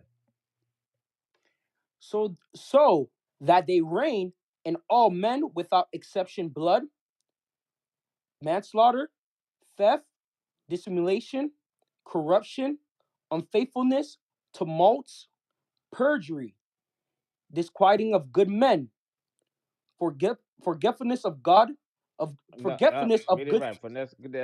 Forgetfulness of good terms. So it reign forgetfulness. in all men, all so basically our people. Without the law, we have legions of demons upon us. And if you look at society today, you can see it. Yeah, there were always gangsters. There was always crimes happening in the hood. But the way these kids are behaving today is a whole different ball game. Dudes go to your funeral and shoot up your funeral. They go to and piss on your grave. They go digging up your grave. That's to show you the level of hatred. So it wasn't good enough to just kill the dude, but you got to dig up his grave. But the key point here I wanted to get to is disquieting of good men, forgetfulness of good turn. In a secular level, carnal level, what Cam Newton was doing was a good thing for the youth. But guess what? They don't even see it as good. Instead, they hate him for it, and they're trying to destroy what he's trying to do. Not just destroy it for that period of time, but for anybody else who even thinking about doing that. Like what's his name? Shannon Sharp. He told you straight up. Me, I wouldn't even be there doing it, and he's not there doing it because a lot of people has given up on our youth. Why? Because the youth is a whole different ballgame. Because the Bible already told you, monstrous women will bring forth monsters. So in this day and age, we got a lot of little monsters, ungrateful little monsters. No matter what you do, they're not happy. You cannot please the little monsters. Forgetfulness of good turn. You trying to help them, they hate you for it. Just like I don't know if, you guys remember the movie Paid in Full. When friends, mind you, homeboy said, "Yo, I got 10 grand on me." He's like, "You got 10 grand on you right now, right now, like right now? You got 10 grand on you right now?" He said, "Yeah." Clapped him, robbed him. But I thought we was boys. I thought we was homies. Without the laws of God, those are the type of spirits that's gonna inhabit the earth, and we're witnessing this. Go ahead. Disquieting of good men, forgetfulness of good turns, defiling of souls, changing of kind, disorder in marriages, adultery, and shameless uncleanness. For the worshipping of idols not to be named is the beginning and the cause and the end of all evil. And all this is happening for one reason and one reason only, because we turn our back to the Lord God. We're more into Caesar Borgia. We're more into witchcraft. We're more into ourselves. Some people just worship themselves. They don't do nothing. They don't care. As long as they're making money, they don't care about killing their brothers and robbing them and taking their life for just what? $5. We hate each other and we hate ourselves. The same brother that say, "Yo, I don't want to work for five, I don't want to work for the white man for minimum wage." Now he's in jail working for 10 cents an hour. To show you how destroyed our mind is. We rather hurt and kill each other, live a good life, and when I say good life, not like live a life with money for 5 years and then end up spending 50 years in jail because the hatred in us is so strong. We rather do wrong than to do right. That's why it's very very important that we step out there and teach these people, man. One more scripture, Isaiah 1:9. This is the book of Isaiah, chapter 1, verse 9. Except the Lord of hosts had left unto us a very small remnant, we should have been as Sodom, and we should have been like unto Gomorrah. So the small remnant that the Lord left behind is what? The 144. If it wasn't for that remnant, the scripture said we would have been like Sodom and Gomorrah. And when you pay attention to the spirits that was in Sodom and Gomorrah, they were willing to kill the good man, which was Lot, to attack those other angels that came to his house. These people didn't care about nothing. They were just their central focus was on doing wickedness and evil. Period. So when you look at this society today, at the rate that it's going, when a man that win, that been to the NFL finals, win MVP, got money, doing, want to give back to his community, you want to beat him up. That shows what you don't want your community to move forward. When you have a hip hop icon that everybody knew about Studied all that whole music industry. You his friend and you're gonna kill him. You just don't care about your people. Now we're not saying that the other guys are righteous, no, but on a carnal level, it shows the level of hatred we have for one another. Thank God for this truth. I mean, my mic. Facts, facts. Hey, let me play this video quick. I posted on top of the page to talk concerning what you were saying, Samurai, in the mentality of crab in the bucket. Listen to this. Something interesting happens when you put crab. See more content. You got it? Yeah, I got it. All right, now go to 56, 57 seconds. Got you.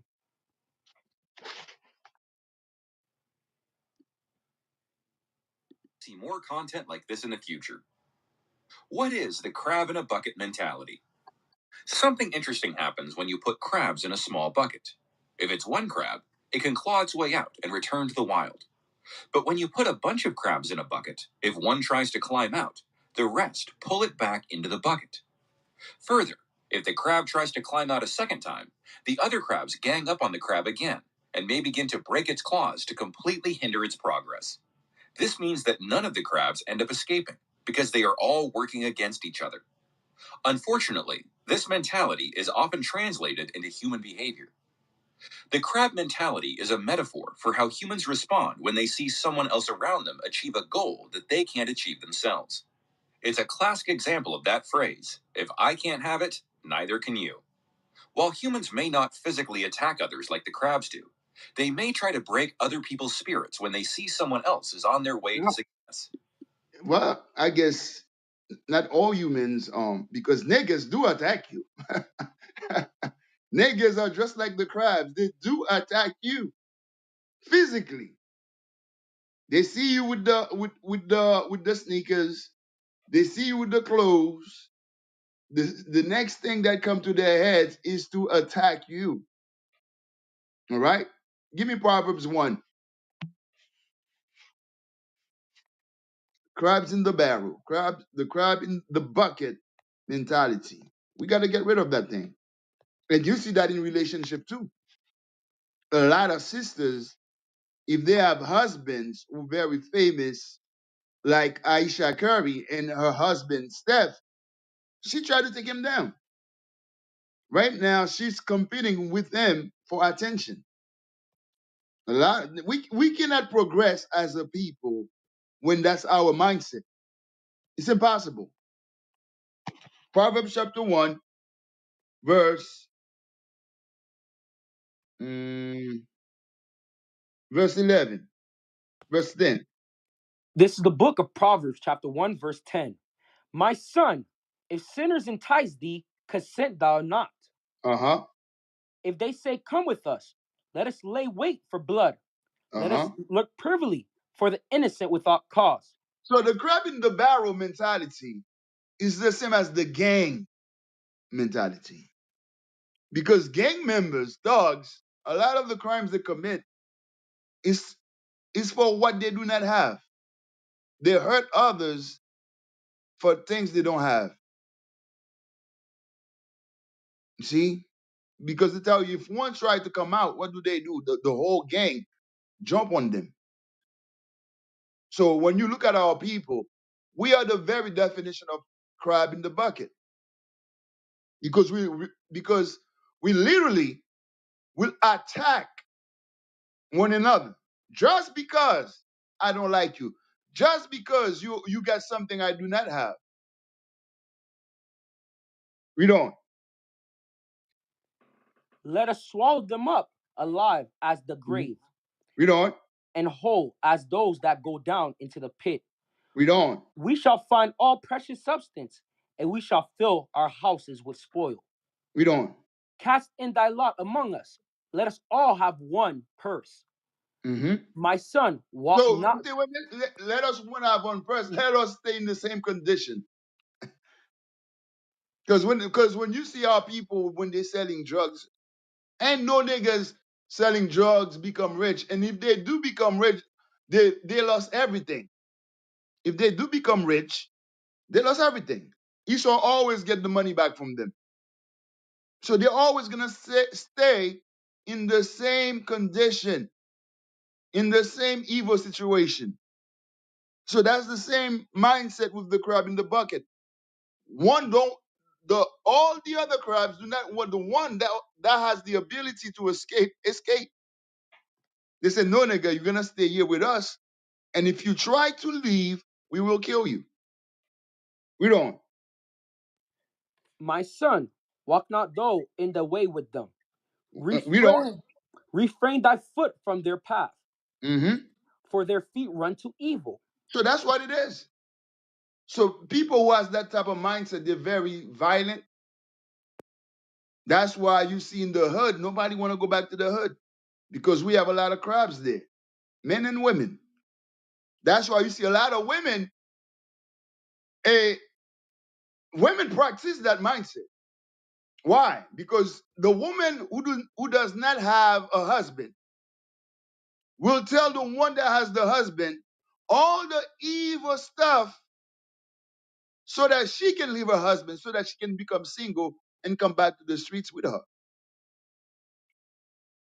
You understand? The mother, she's married, but she will tell her daughter, hey, you don't get married. Go work for yourself. Meanwhile, she had a whole man providing her for everything she needed and telling the daughter, no, you go work. You don't need no man. See, that's a disease.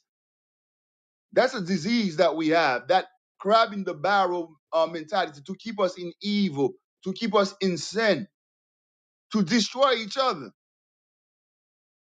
Because at the end of the day, they tell you the crabs, they all fight against each other. One always looking over their shoulder against the other one, trying to see who's gonna make the first move. We cannot make any progress like this.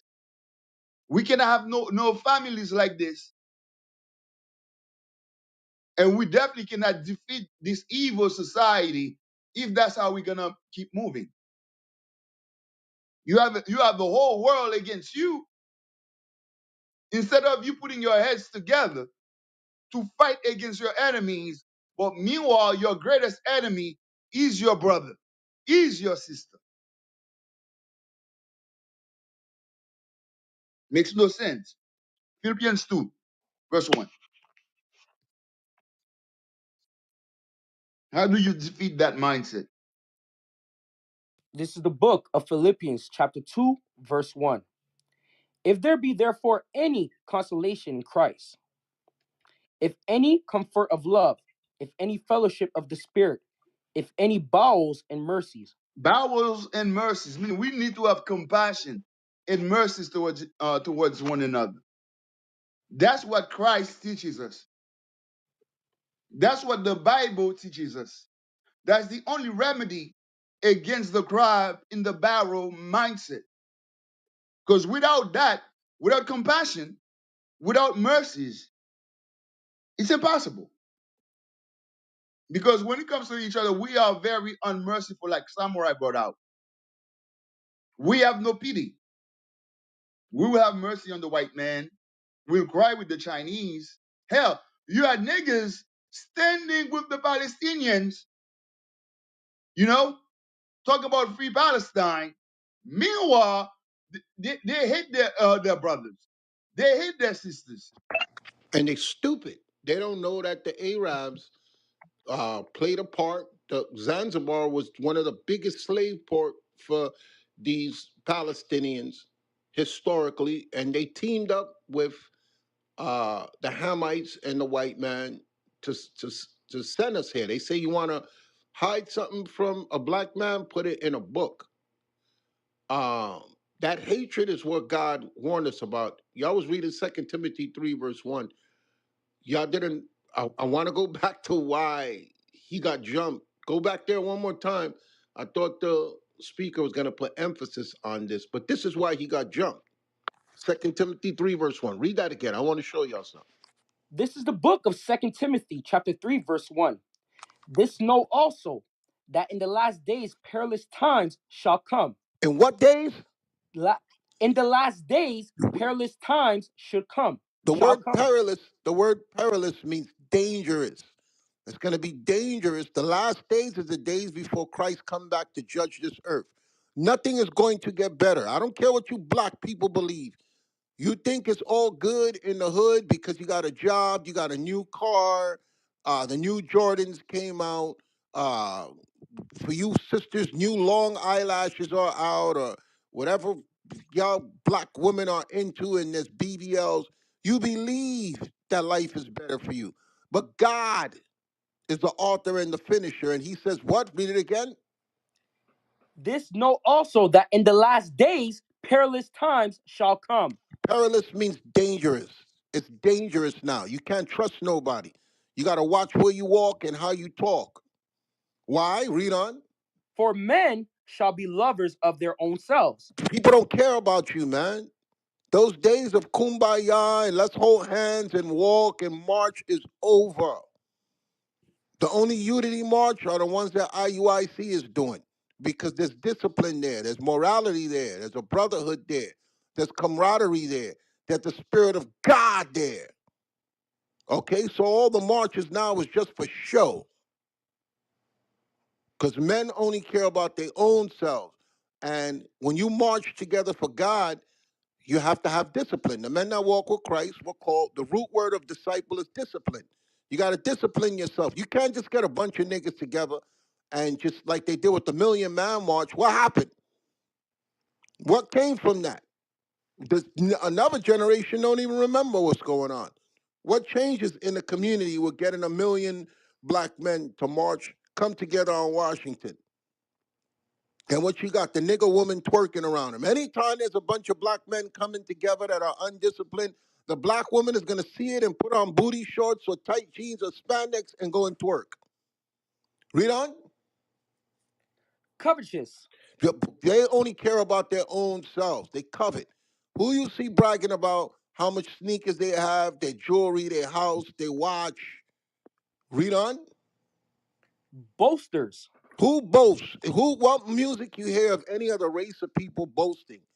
You don't hear white people doing those songs boasting or bragging about their Glock or how much people they shot. That's nigger shit. This is how we know this chapter is dedicated to niggers. White people are not doing songs bragging about their mansion, their car, their rims. And if you do see white people doing it, they mimicking black people to make money. Not even Eminem was doing that shit.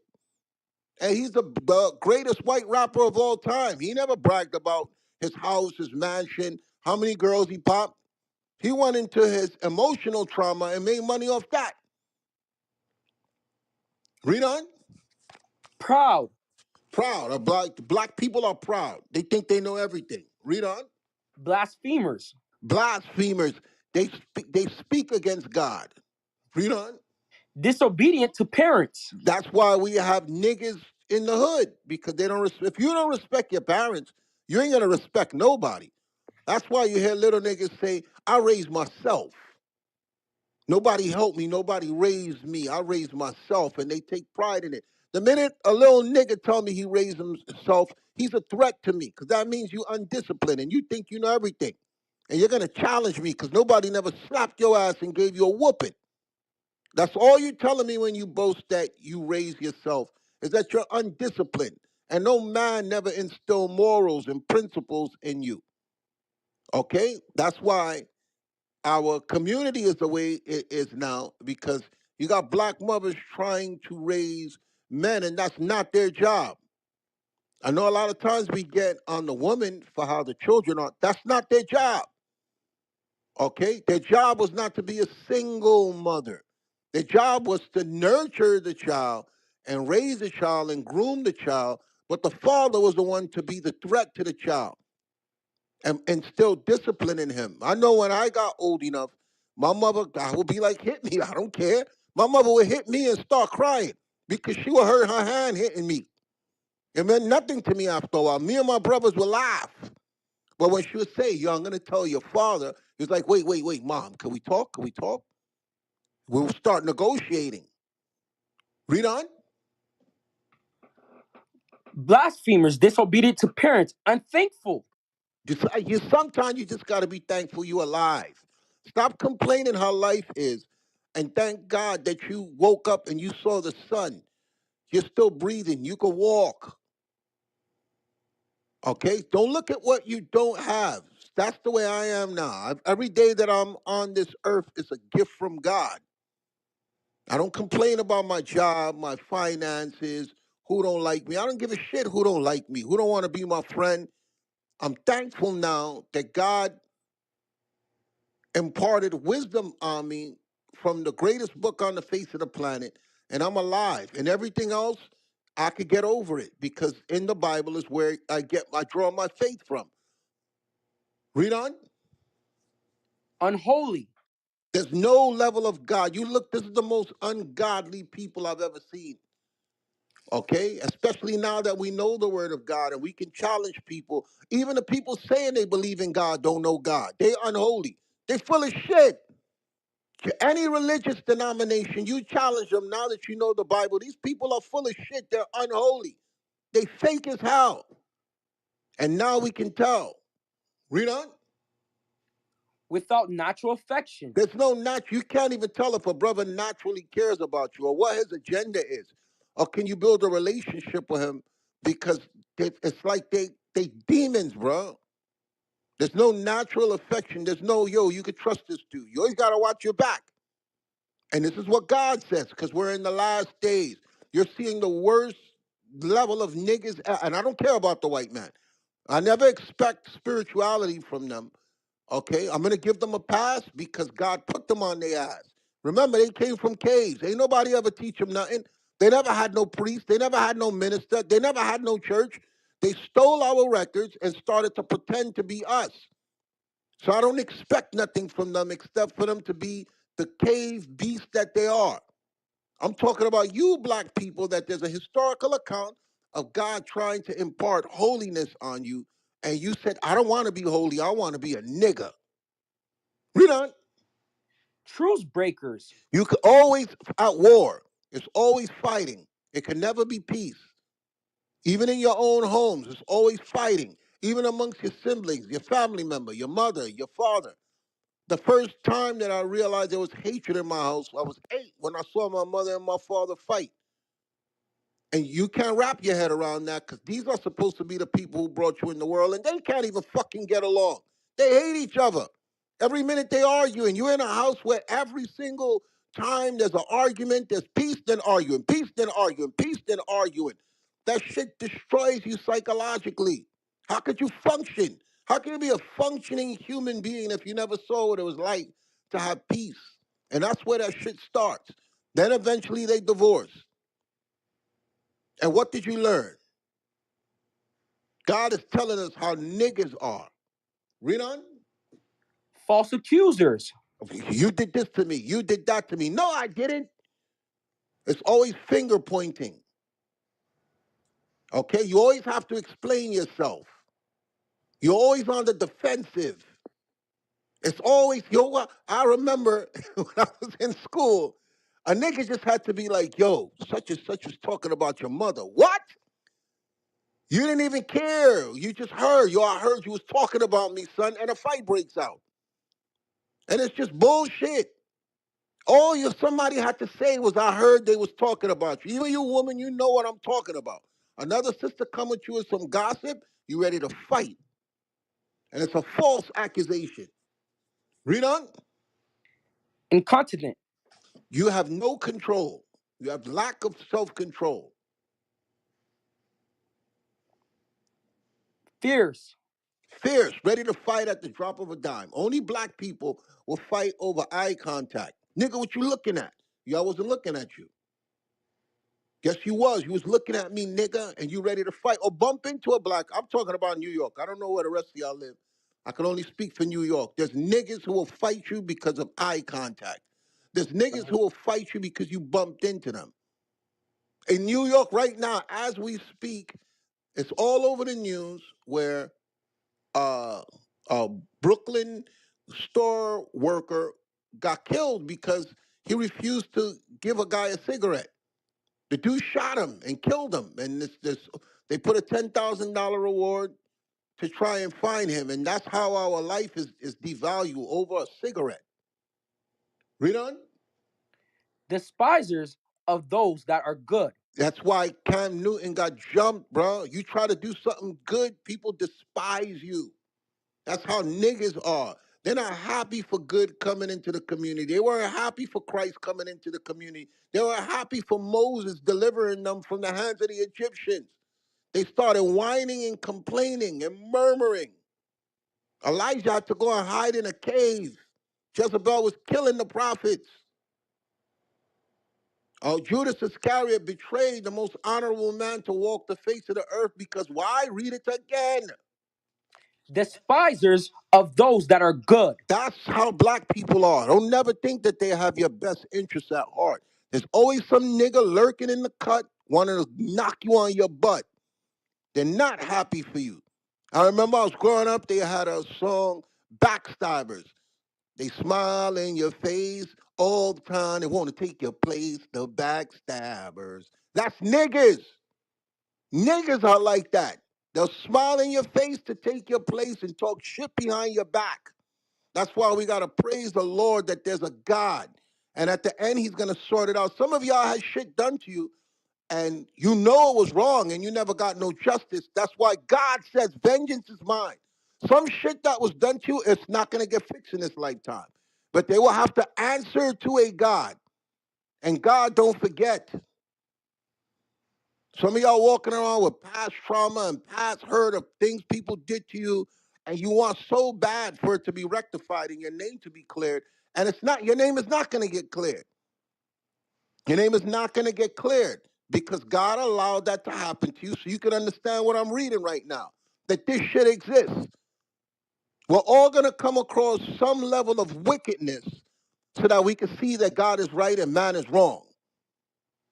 Things are not, because you're expecting for everything to go sweet and lovely and tiptoe through the tulips in your life. That's not what God designed. God did not design it that way. All you people that are coming to God, the scriptures say that the Lord scourge every son that he loved. What's the scourging? It's going to come from the niggas around you. So it's not going to be all good. Read on. Traitors, Traitors, you can't trust nobody. You thinking that you and such is cool, and they setting up some shit behind your back. Cam Newton thought he was good with what he was doing, and there was evil in the midst of him. Read on. heady, Heady, they think they know everything. high-minded, You can't tell them nothing because they high-minded. They believe their mind is higher than yours. lovers of pleasures more than lovers of God. They want to smoke weed. They want to go to the club. They want to play video games. They want to go out to eat. They don't care about the discipline that God has imparted upon us. So you can't expect anything else from them but to be a nigga who will try and harm you when you're trying to do good in the community.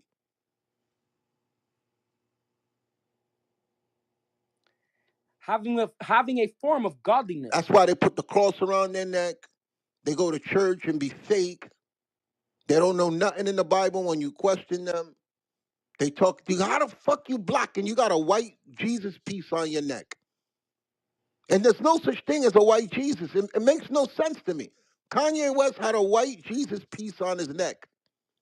And I used to watch when I was growing up, all the people had the cross on and they glorifying this white guy. And the drug dealers, as soon as they get money, they put white Jesus on their neck, bumper stickers, I love Jesus, a form of godliness. Read on. but denying the power thereof. They denying the Israelite movement. That's power. We telling you now that Christ is a black man. Skin so dark it looked like he was burning a furnace with hair of wool. And who's denying it? Who's fighting? Niggas. It doesn't matter what color he is. We're all God's people. For God so loved the world. Niggas, shut up. You deserve death. You so stupid. You find out the greatest black man to walk the face of the earth look like you, and he died for you, and you trying to include other people in your salvation, you deserve death. Because ain't nowhere those other people were trying to include you in the salvation. They reduced you to a nigga and reminded you as a nigga every single day you lived. Read on. From such turn away. When you meet people like this, God says, turn away from these people because this is what you're going to meet when? In the last days. Do black people turn away from people like that? You're always trying to make friends and find the good in them, and there is no good in them. That's not the instruction God gave when you meet people like this. Go read verse 1 again. I need to bring it back because God gave you the attributes, but you missed the warning. Verse This 1. this know also that in the last days perilous times shall come. It's going to be dangerous. So that's why he gets, when you get to that verse, it says, from such turn away. Once you see people with these attributes, you don't set up no movement in your community to try and change shit. Ain't no black person, listen to me clearly. Ain't no person coming in no community and fixing shit but the Israelites. Okay? Only we have the keys. God have set up the disciples last. Get that for me real quick. We're the ones that set up to fix shit. Ain't no Kanye West, ain't no P. Diddy, ain't no Jay-Z, ain't doing shit for the community. Ain't no Kyrie Irving, they ain't doing nothing. Denzel Washington, they ain't doing shit. You got it, reader? First Corinthians 4, verse 9. This is the book of First Corinthians, chapter 4, verse 9. For I think for I think that God have set forth us the apostles last, We the last line of defense. To hell with everything else. Everything else is a waste. Read on. as it were appointed to death. Because we ready to lay our life on the line. For nothing from it. We don't want nothing from this world. We're not asking for a payout. And if you do give us money, it's to create more apostles. It's to build more schools. It's not to live lavish lifestyles or look good or brag about our finances or drive around in fancy cars or live in mansions. We don't give a shit about that. We already know what we signed up for. We already know that there's a possibility we can die. Read on.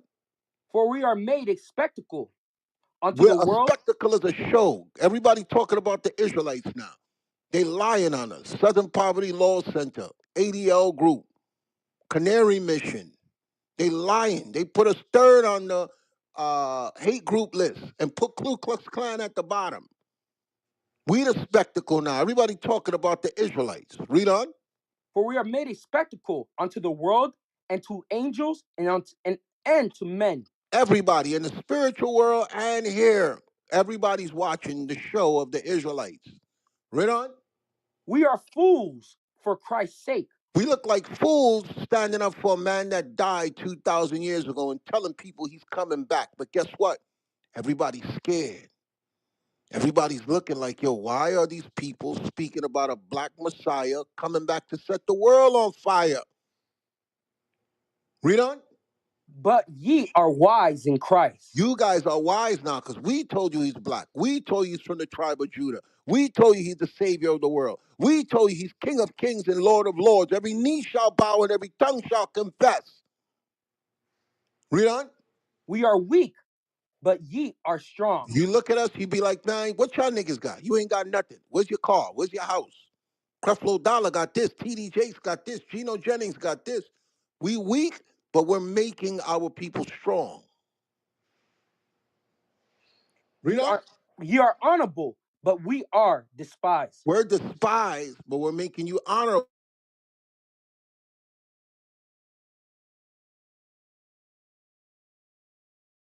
You muted E. Ye are honorable, but we are despised. Sure, they kicked me out the room, man. I usually only get kicked out of the other room. Wow. They following you, AO. Damn. He said following you, following you.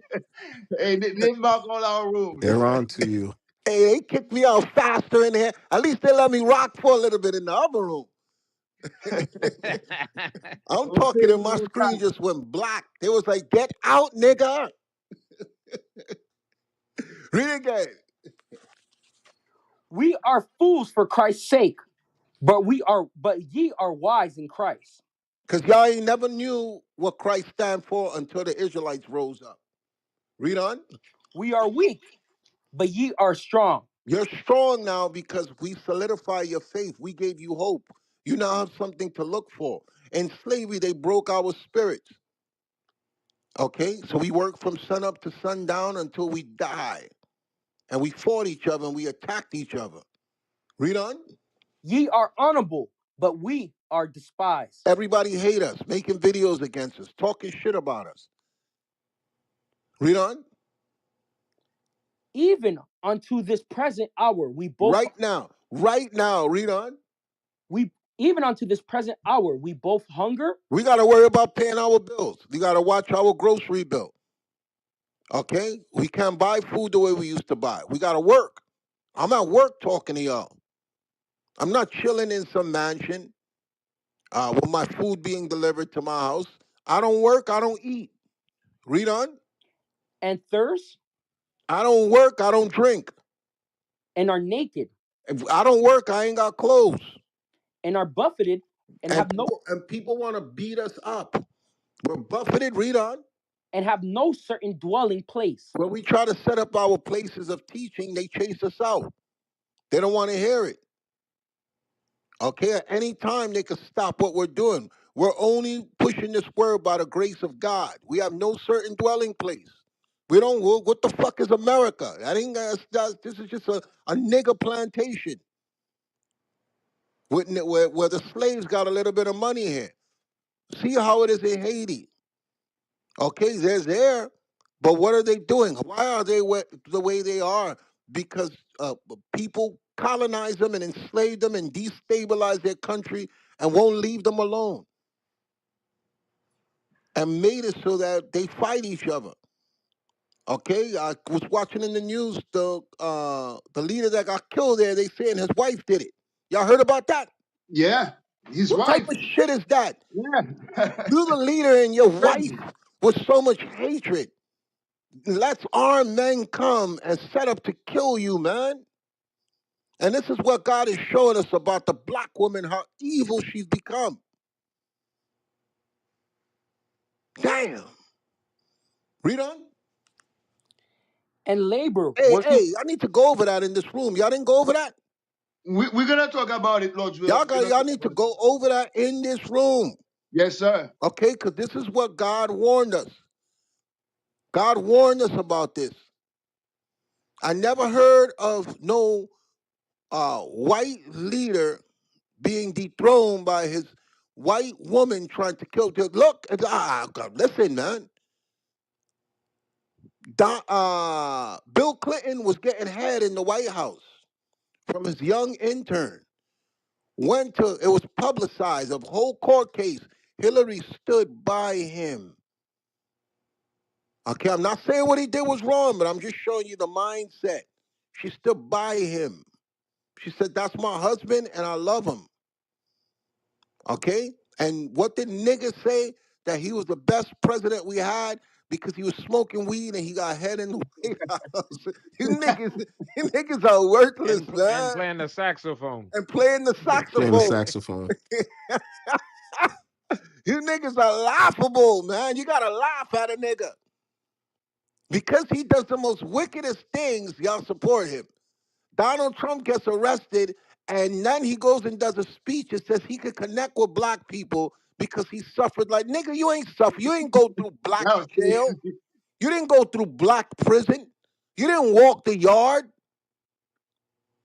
Everything for you was a photo op. And you deserve what the fuck you got. Black people are in prison because of a condition that was set up before we was born. And no nigga is handing him his ass. They rallying for him. Read on. and labor working with our own hands, We work. We're not living off the donations of the people. Okay? We're not collecting millions. Read on. being reviled, we Being bless, reviled. People revile us. Our own people revile us. Our own people talk shit about us. Nobody sees what we're doing as any good. being reviled, we bless, We being blessing. We still blessing people. We're not letting the reviling stop us.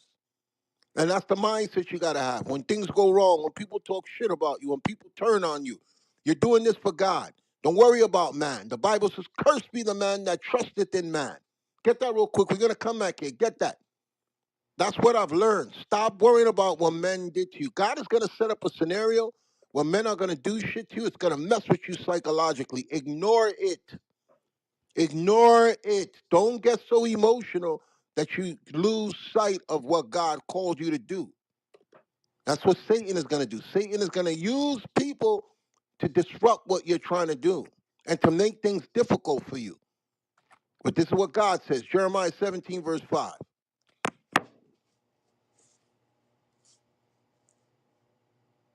Go ahead, E. Jeremiah 17, verse 5. This is the book of Jeremiah 17, verse 5. Thus said the Lord, cursed be the man that trusteth in man, Don't put your trust in the fleshly arms of man. Read on. and maketh flesh his arm, Your arms, your strength should not come from the fleshly arms of man. It should come from the spiritual arm of God. and whose God is a heart spirit. Read on. departeth from the Lord. At any time, even my heart can depart from the Lord if I get emotional enough, if I get angry enough. Okay? So we always, at the end of the day, got to put our trust in God. Sometimes things are going wrong and you don't know why it's going wrong. That's why you got to give it to God and be like, look, you brought me this far. I'm alive. I'm here. I'm breathing. I know what you did with the heathen, so I'm not leaving. I'm staying right here, God. Whatever it is, if it be your will. Like Christ, here's a perfect example. When Christ was about to die and he cried, he got emotional. He was like, Lord, please, if it be thy will, take this cup away from me. Did God answer him? Did God tell him, yo, don't worry about it. I got you, son. You know what it is? You know that you're about to die at that moment, a horrific death, and you're calling out to God who you believe in, who's your father, and he doesn't answer you. And then your response is, if it be thy will, so be it. Listen, man, that's why I say, yo, I got to step my game up. Because we all reach a point where we calling on God and we don't get no answers. And then Satan is like, what you gonna do now, nigga? I thought God was on your side. Look at you now, nigga. And that's when you got to remember his own son called on him and got no answer. So what makes you better than a man that walked perfect on this earth? Sometimes you're going to call on God and you're not going to get no answer. And you're just going to have to deal with it. Go back to where we was.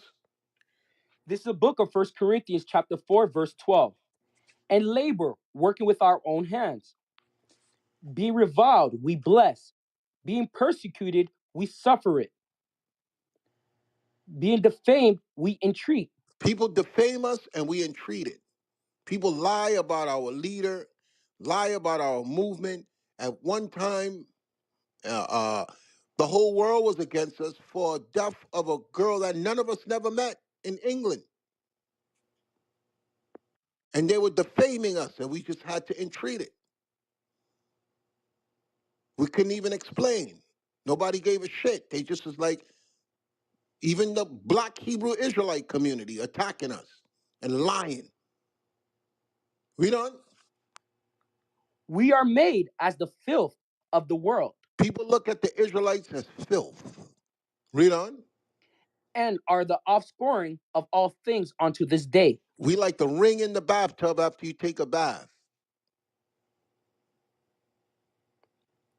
I write not these things to shame you, So this stuff is not for you to be ashamed. When you see the stuff with Cam Newton, don't be ashamed. Don't be like, what's going on? You got to be like, God, you right. These niggas are no good. I understand why you're going to kill them, God. That's how you're supposed to think. Don't be ashamed. I'm not ashamed of what happened. I'm not mad with what happened. I'm like, yo, praise the Lord that I already read in the Bible about these wicked niggas that I'm witnessing with my own eyes right now. Read on. but as my beloved sons, I warn you. As my beloved sons, I came in this room to warn you that we in the last days. And you're going to see wicked niggas doing wicked nigga stuff. Remove yourself from them. Okay? They're not your friends. Christ said, "Ye are my friends if you do what I command you." Okay, if you keep the commandments, those are my friends. Read on. For though he have 10,000 instructors in Christ, yet have ye not many fathers. You don't have a lot of father figures. Okay, we only got one father, which is the Father in heaven, God. A lot of people are instructing us in Christ. Read on. For in Christ Jesus I have begotten you through the gospel. And that's why we're here in this room, because we heard the marvelous gospel of God.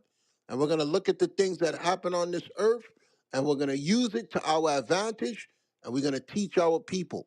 I mute my mic. All praise to the Most High. All praise to the Most High. Hey, E, play that video on top, man. Because A1 talked about that nigga who killed the brother who has a business in the community. What I, happened? I got you. I play that one. And I'm Christine Johnson. Witnesses say the shooting happened after a confrontation over a product in his store. CBS 2's Allie Bauman at the scene tonight in Crown Heights. Family tells us the victim had been working at this deli for Rewind it. years. Start from the beginning. Start Was from the killed by- beginning. Got you. Good evening, I'm Maurice Dubois. And I'm Christine Johnson. Witnesses say the shooting happened after a confrontation over a product in his store. CBS 2's Allie Bauman at the scene tonight in Crown Heights. Family tells us the victim had been working at this deli for years. They believe he was killed by a stranger who was trying to get a free cigar. Detectives scoured a mean deli for evidence Monday on the corner of Franklin Avenue and Lincoln Place, where just One second. One second. E. 37-year-old Go ahead, A1. You, so, what do you think he wanted the cigar for? Okay, I thought it was a cigarette, but they said he wanted a cigar. To roll a blunt. That's all niggas do, is just like we just read, lovers of pleasures more than lovers of God. A nigga wake up wanting to smoke a blunt and go to sleep smoke. When I got to work, when I first came in the room, y'all have to wait outside. I don't come in because the whole office smelled like weed. The Damn. people before me, the shift before me, they smoke it. I never thought I would see a day when you just smelling it everywhere. Everybody's high here. And in the morning, the shift that relieves me, she smell like weed. You look at her, you don't even think she's smoking. She's talking about, sorry I'm late. The bus came late for my kids to go to school. No, you was smoke. You was getting high. And it's just normal now. So this man is dead because white America said, let these niggas legalize the weed. And what they want to do, go and get a cigar so they could cut it up and put it in a blunt. And because you interrupted me getting high, I'm going to kill you. You're dead because a nigga wanted to get high. That a play. Dean Barry was shot and killed. Nazim's proud when he's over here on the corner to work and love everybody and help who he can help. The victim's mother was not here at the time, but says his coworkers told her that a man had come inside and began arguing with her son. The guy asked him to buy him a Black and Mild, and he said no, and they started to argue. She says the man left, then soon returned with a gun. And when the guy went to draw the gun, Nazim seen it, and they had a tussle over it. And they said that they tussled, and when you bend down and you tussling, and the guy pointed the gun right to the side of his head, the back of his head, and shot him. Surveillance video captures the sound of a single gunshot. Then someone can be seen running away. Barry was pronounced dead shortly after police arrived. I'm not a troublemaker. I don't know this happened. It's very sad. United Bodegas of America is now offering a $10,000 reward for information leading to an arrest. This is the first shooting in this precinct so far this year, and there was one shooting here this time last year as well. Police say the suspect ran away on foot and are asking anyone with information to call the NYPD. In Crown Heights, Brooklyn, Allie Bauman, CBS 2 News. Son, here's the other problem, man. Shit like this happen in the community. Nobody know where that nigga live. And it's the same nigga that's always in the block. Because niggas tells you snitches get stitches. They ain't saying shit. But like I guarantee you, There's at least 5 people who know who it is and who did it, and they're not saying nothing. And it goes back to what we said of them being ungodly, black, evil, and ungodly. Leviticus 5 verse 1. Read that, please.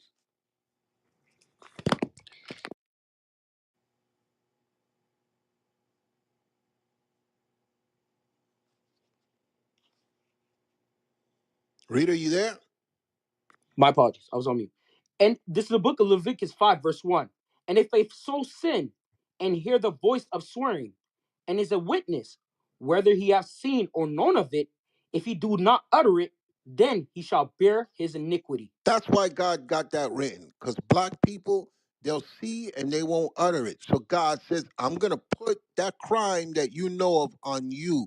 You're going to bear that iniquity. Okay? That's why murders go unsolved. Missing children get unchecked. Rape can happen in the community over and over, even in your own families. And nobody says anything. Nobody want to talk about it. Nobody don't want to beat uncle's ass.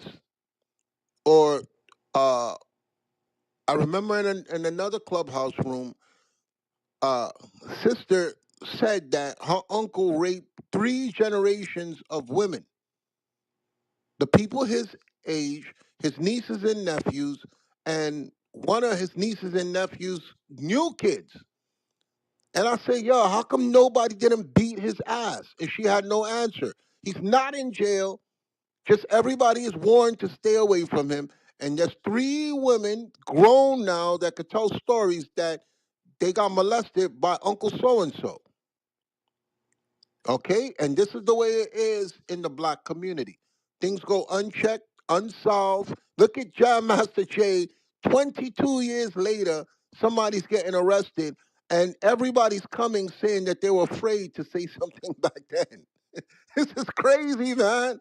I ain't never heard nothing like that in my life. He walked into a crowded recording studio, walked past everybody, shot the man in his head and killed him. Somebody else got hit in the leg and nobody saw nothing.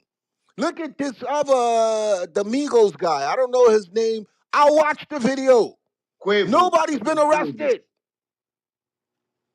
Nobody's been arrested, and they still doing videos and Cardi B and all. So fuck that, man. Nobody's been arrested. Nobody cares. And there's still celebrities and the Cardi B Offset Happy Meal. I'm looking at commercials for them on McDonald's. She's crying on YouTube. He's cheating on her. I don't hear nobody talking about that. This guy got killed. You are the most wickedest people on the face of the planet, you niggas, man. That's why Cam Newton got jumped. I mute my mic, man. I mute my mic. I don't want to talk too much in That's here. what Like, it is. That's what it is. Hey, give me Hosea 4 verse 1, man. Because you have the brother shot the brother for a stupid cigar, like AO says. He was going to roll a blunt to get high. And one of the things, too, nowadays a lot of sisters be walking smelling awful with that shady weed stuff, man. Women come around you, they smell like, I don't know, like an abomination. With that weed, everybody's getting high. Why? Read that for me. This is the book of Hosea, chapter 4, verse 1. Uh-huh. Hear the word of the Lord, ye children of Israel, for the Lord have a controversy. So With, God got something to say to you, black people. You so-called Latinos, too, you are black. You be black as hell, you be saying, oh, you're a mulatto. No, you black. God is talking to you too. Go ahead. with the inhabitants of the land, because there's no truth, What? because there is no truth. So black people are not a lawful people. We do not deal with God's laws. We hate God's laws. There's no truth because the truth is God's laws. Okay? There's no truth. Read on. No mercy, What? no mercy. Bro, the news says that guy took the gun, put it in the back of the head of his brother, and killed him over what? A cigar. Nothing come to his head and say, hey, I can't do that. No mercy. And we be bragging about it too in our music, like 50 Cent, Many Men. We sing about that. We promote that evil in the community, and then we're killing each other, and then we're blaming the white man. We're blaming the system. Black people are always talking about the system. No, the system is you and the wicked stuff you're doing. We don't. Nor knowledge of God in the land. Uh-huh. By swearing, By what? by swearing By swearing. and lying, What? and lying, And lying. They will swear to your face, saying, I didn't do it. That is until the white men put their hands on them. And then they start crying, and then they confess, and then they snitch on everybody. By swearing and lying, read on, and killing, and killing, and stealing, and stealing. That's what they do. They stick up kids. That's what the gang members do. You walk in the hood, they will jump you. They will rob you blind. They don't give a damn. It's like we lost all our senses. God's laws that give us the ability to be human. Once we don't have that, we act like animals, man. We're worse than animals. At least the lions in a pride, they coexist. Go ahead. and committing adultery, What? and committing adultery, And committing adultery. That's what you see nowadays. Adultery. The man says he got options. He can sleep with as many women that he wants. The woman says, now my body, my choice. I can sleep with as many men as I want. You know, my body count is mine. That's what our people practicing. We practicing evil at the same time. We want goodness. How the hell you gonna have good in your community when you're only doing evil? Makes no sense. Go ahead. they break out, and blood toucheth blood. They break out in blood touching blood. That's why in Haiti, you can't go to Haiti right now and live. Right now in Haiti, you can't go there. A lot of places you cannot live. I can go back to my block where I used to live in Haiti. My parents has a house there, and we can go back there. Somebody stole the house. It's theirs. If we try to go there and we claim that house, that's gonna be our life. That's going to be our life. Because blood touches blood, that's all our people know. And this is why us, the prophets, like Brother A1 just bring up, we are the last line of defense for our people. We are the last line of defense because it's only us who's truly going to, without no guns, without no protection, while we have the protection of God, without no carnal protection, guns, or allies, we are going to go out there and teach our people, even if it costs us our life. Because you have to stand in the nigger face and tell, hey, stop lying, stop smoking weed, stop raping your daughters, your nieces. All right? Tell the black woman to shut her mouth and submit to her husband. You cannot be a side chick all your life. What good is it for you to be a side chick? What good is it for you to keep sleeping with men after men after men and say, hey, ain't no man good enough for me? What good is it? These are the things that's going to get some of us killed, especially when we talk to the white men and call him, hey, you are the devil that the Bible speaks of, and you are the cause of every evil going on right now, too. We are the last line of defense. Read on. Therefore shall the land mourn, Uh-huh. and Therefore, every what? therefore shall the land mourn. What does it mean? Therefore shall the land mourn. Where you live, all that's gonna be there is mourning. When you go to a funeral, you see a young man that was killed because he was part of a gang. And you see the mother coming, getting here, screaming on top of her lungs and saying that she's gonna get her revenge. When you look at the eyes of black people, man, we look like a people who's always mourning.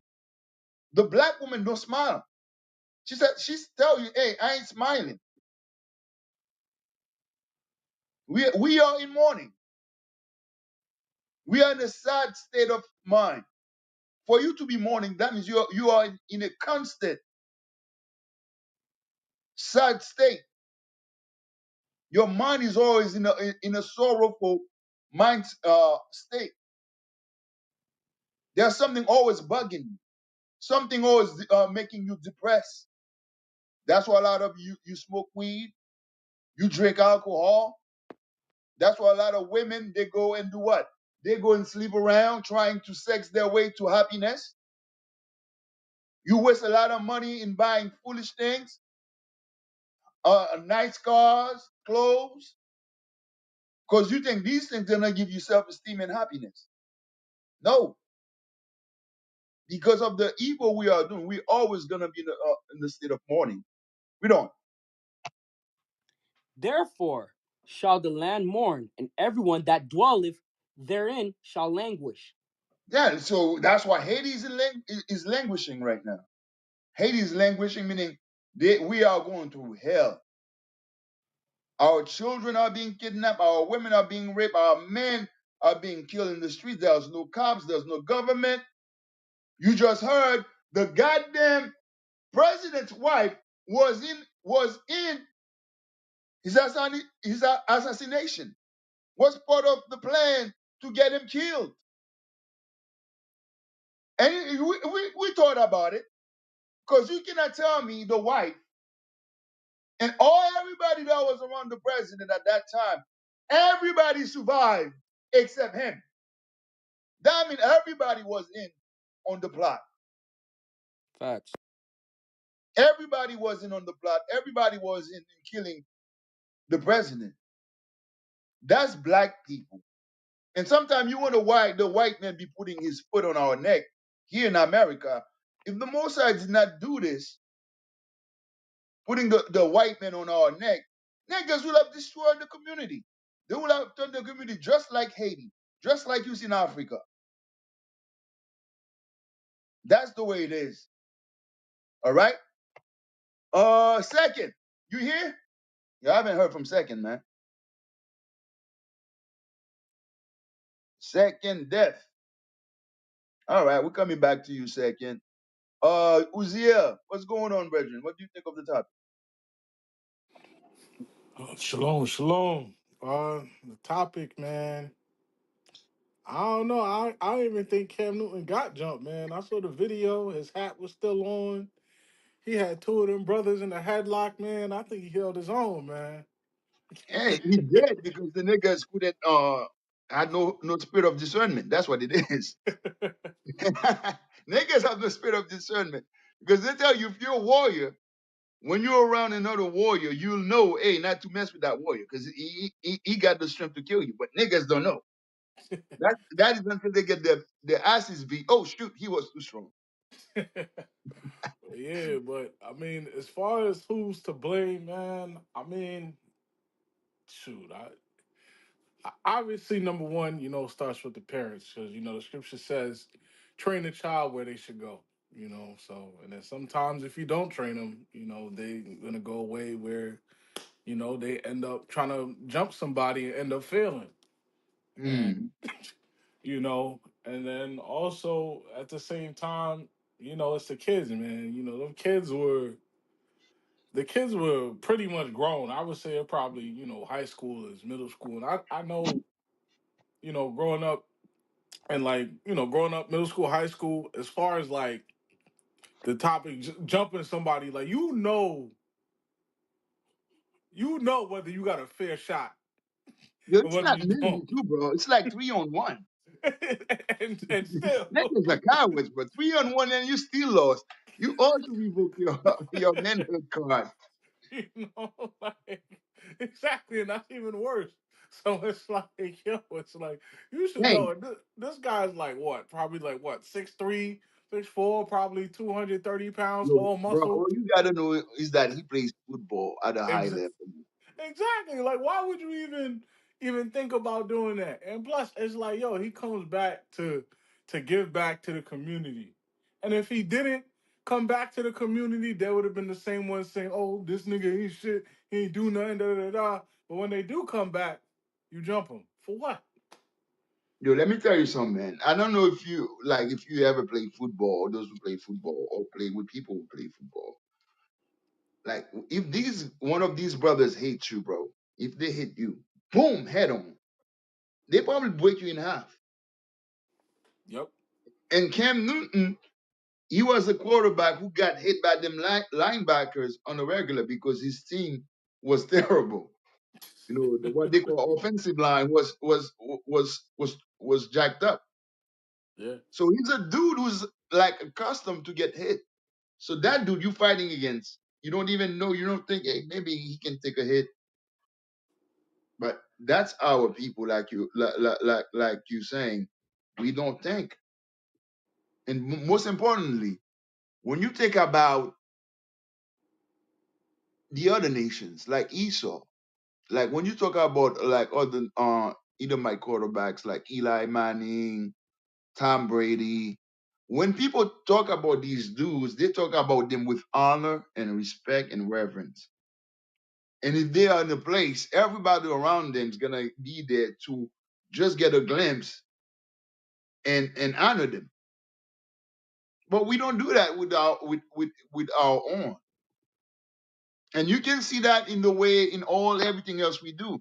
Like in our awards, a nigga will die to win the Grammy, will die to win the Oscar. That they humiliate them before they give one to one of these niggas. A lot of humiliation rituals have to happen. Like Halle Berry get screwed on TV in Monsters Ball. Who else? You got Denzel because he played an evil wicked nigga. They give him the award. You got Money Mike who just won 3 album, but he got arrested the same night, live in front of everybody. So there's some rituals that come with winning Esau's top prizes. But when we give each other award, we don't appreciate it. It's just the Source Award. It's just the BET Award. But you're supposed to be honored by BET because allegedly supposed to be for black people. But because it's black people who gave it to them, they do not honor. They don't feel that they make it because the white man has not acknowledged them. See, that's the slave mind. That's the slave mindset we got that keep us under the foot of the white man. Because at the end of the day, you see a black man worship a big fat white woman. He will marry her and live happily ever after with her. But he cannot be with a beautiful black woman. Likewise, you had Serena Williams. There was no black man good enough to marry her and have babies for him.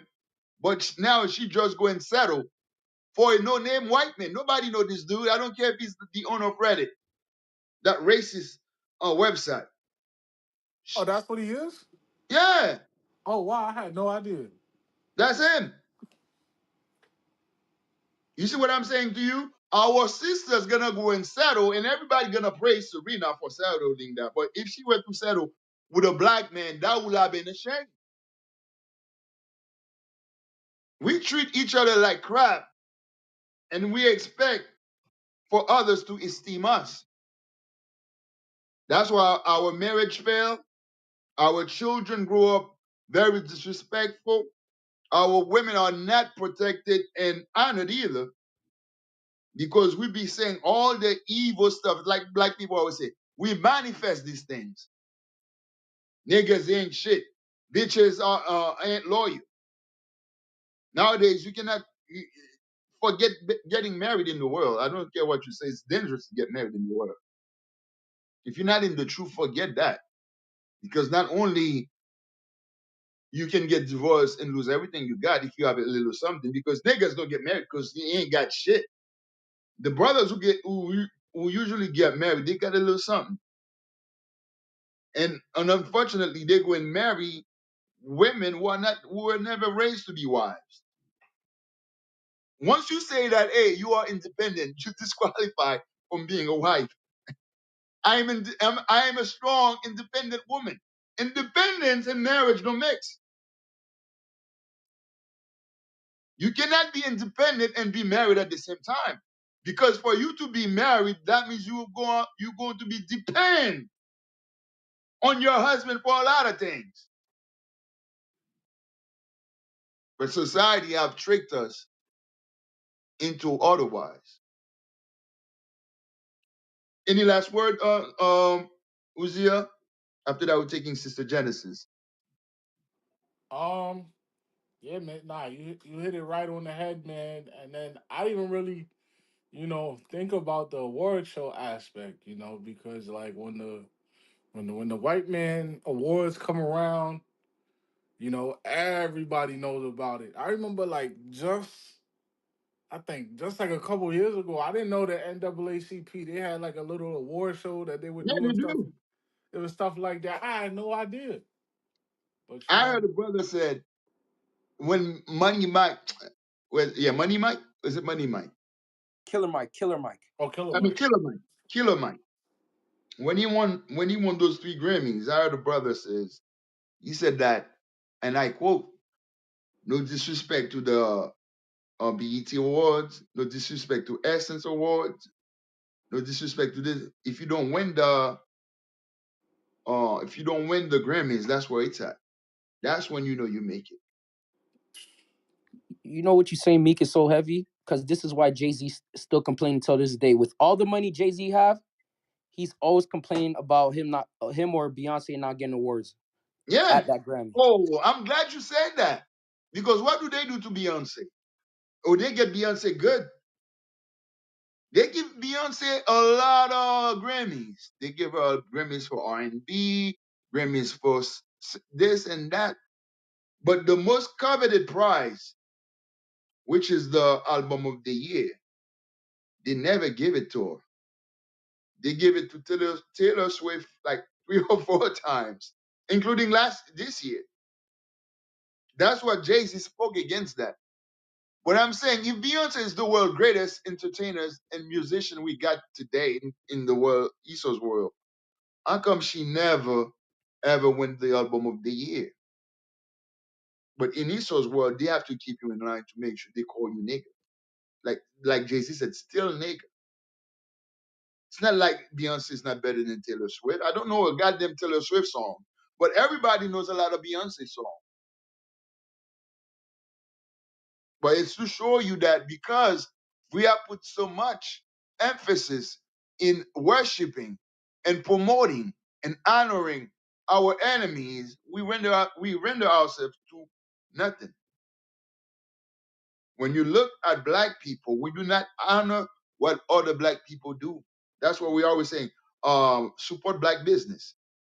For you to support black business, you have to actually acknowledge that black people can do business. And black business owners have to acknowledge that we need black people for us to really stay in business. How the hell your people are the world greatest consumers and you ain't got no business? How does that happen? How in the blue hell, like they say, we are the world greatest consumers in social media.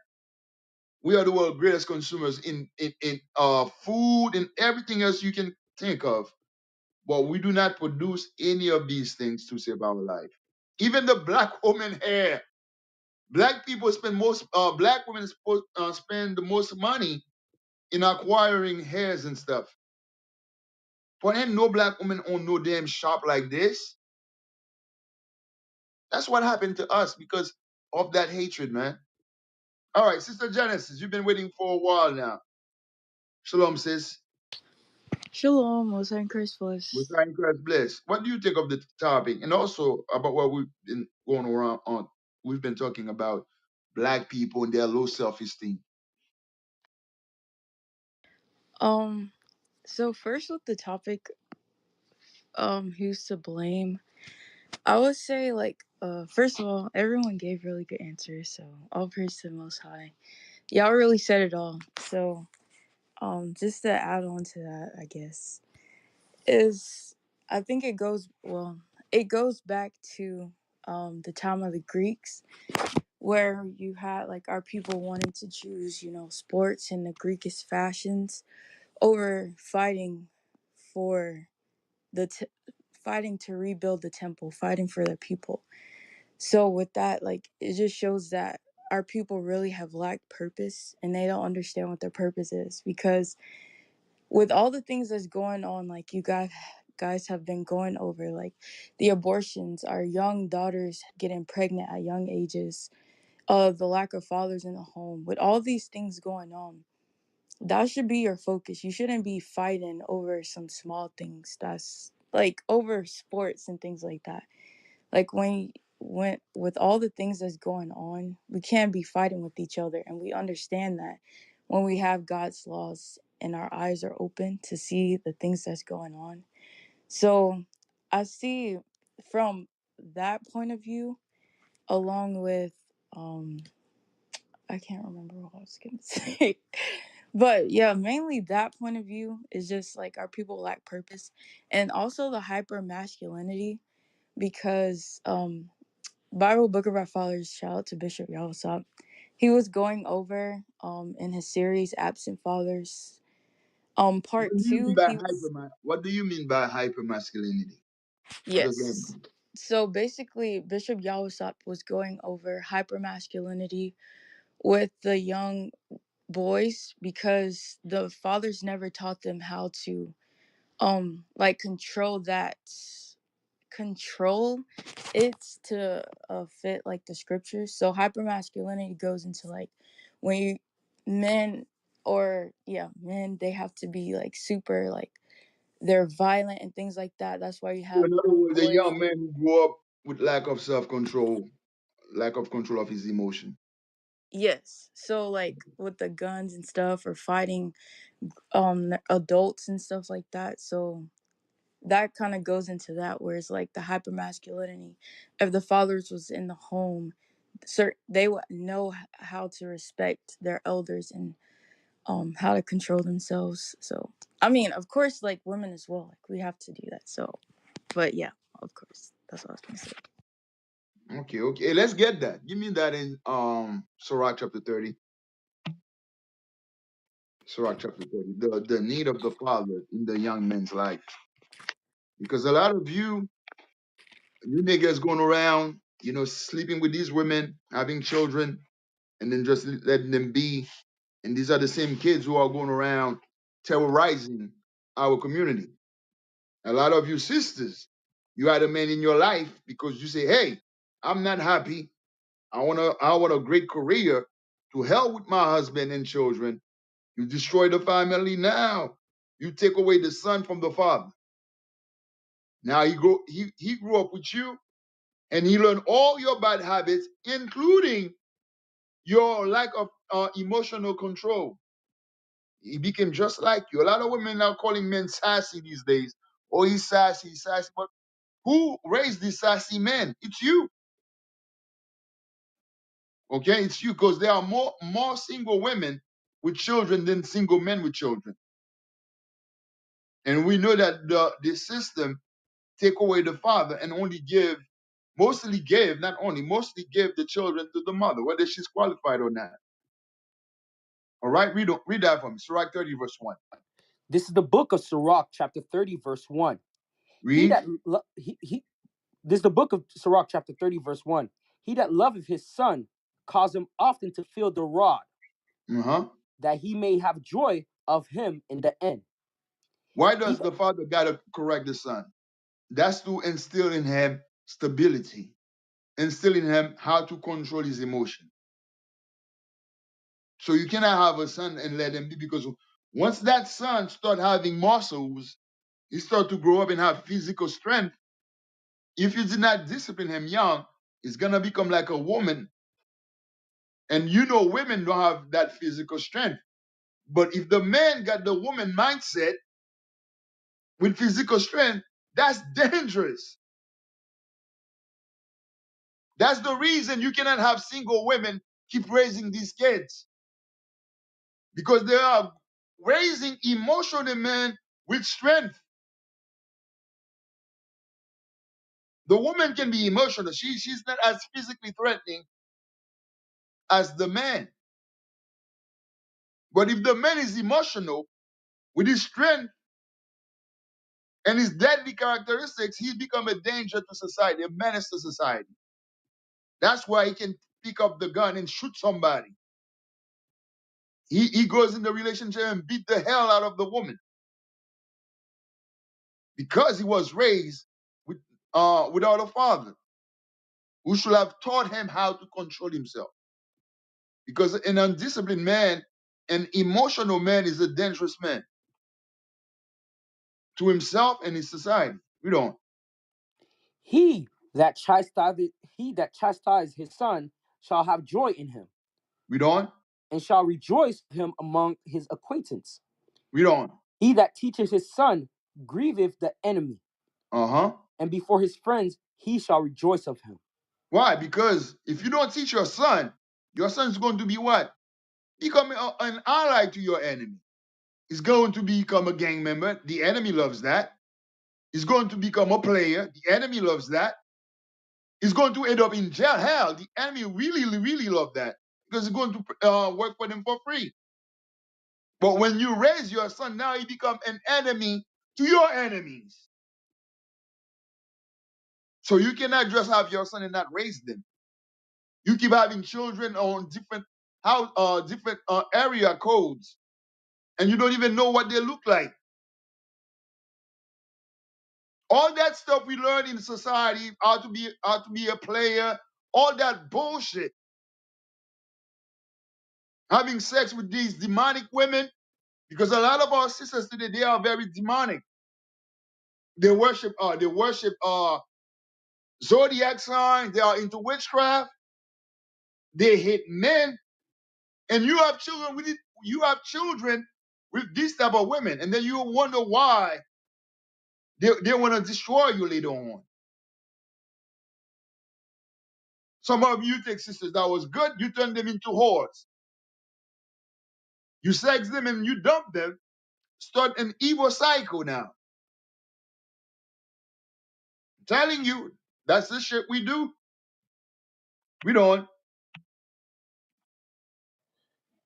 Though his father die, yet he is as though he were not dead. Because the father raised them just like himself. Look at the bishop and his sons. Look at our leaders and their sons. They represent them. Don't listen to Esau trying to tell your children, hey, be your own self. That's of the devil.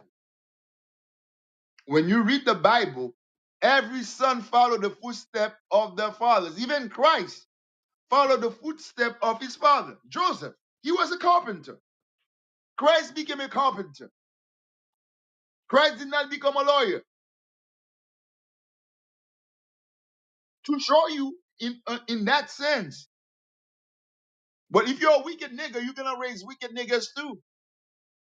I see a video of a man letting his, I think that, I don't know if that was his son, but a young boy, I'm assuming that's his son, singing about hoes, rapping about hoes and stuff. I'm like, this nigga gonna raise this little demon to become a terror to our sisters, to our future daughters. That's what we do. That's why you need godly men to have God to raise godly sons. Because when you think about it, Esau always saying there are overpopulation.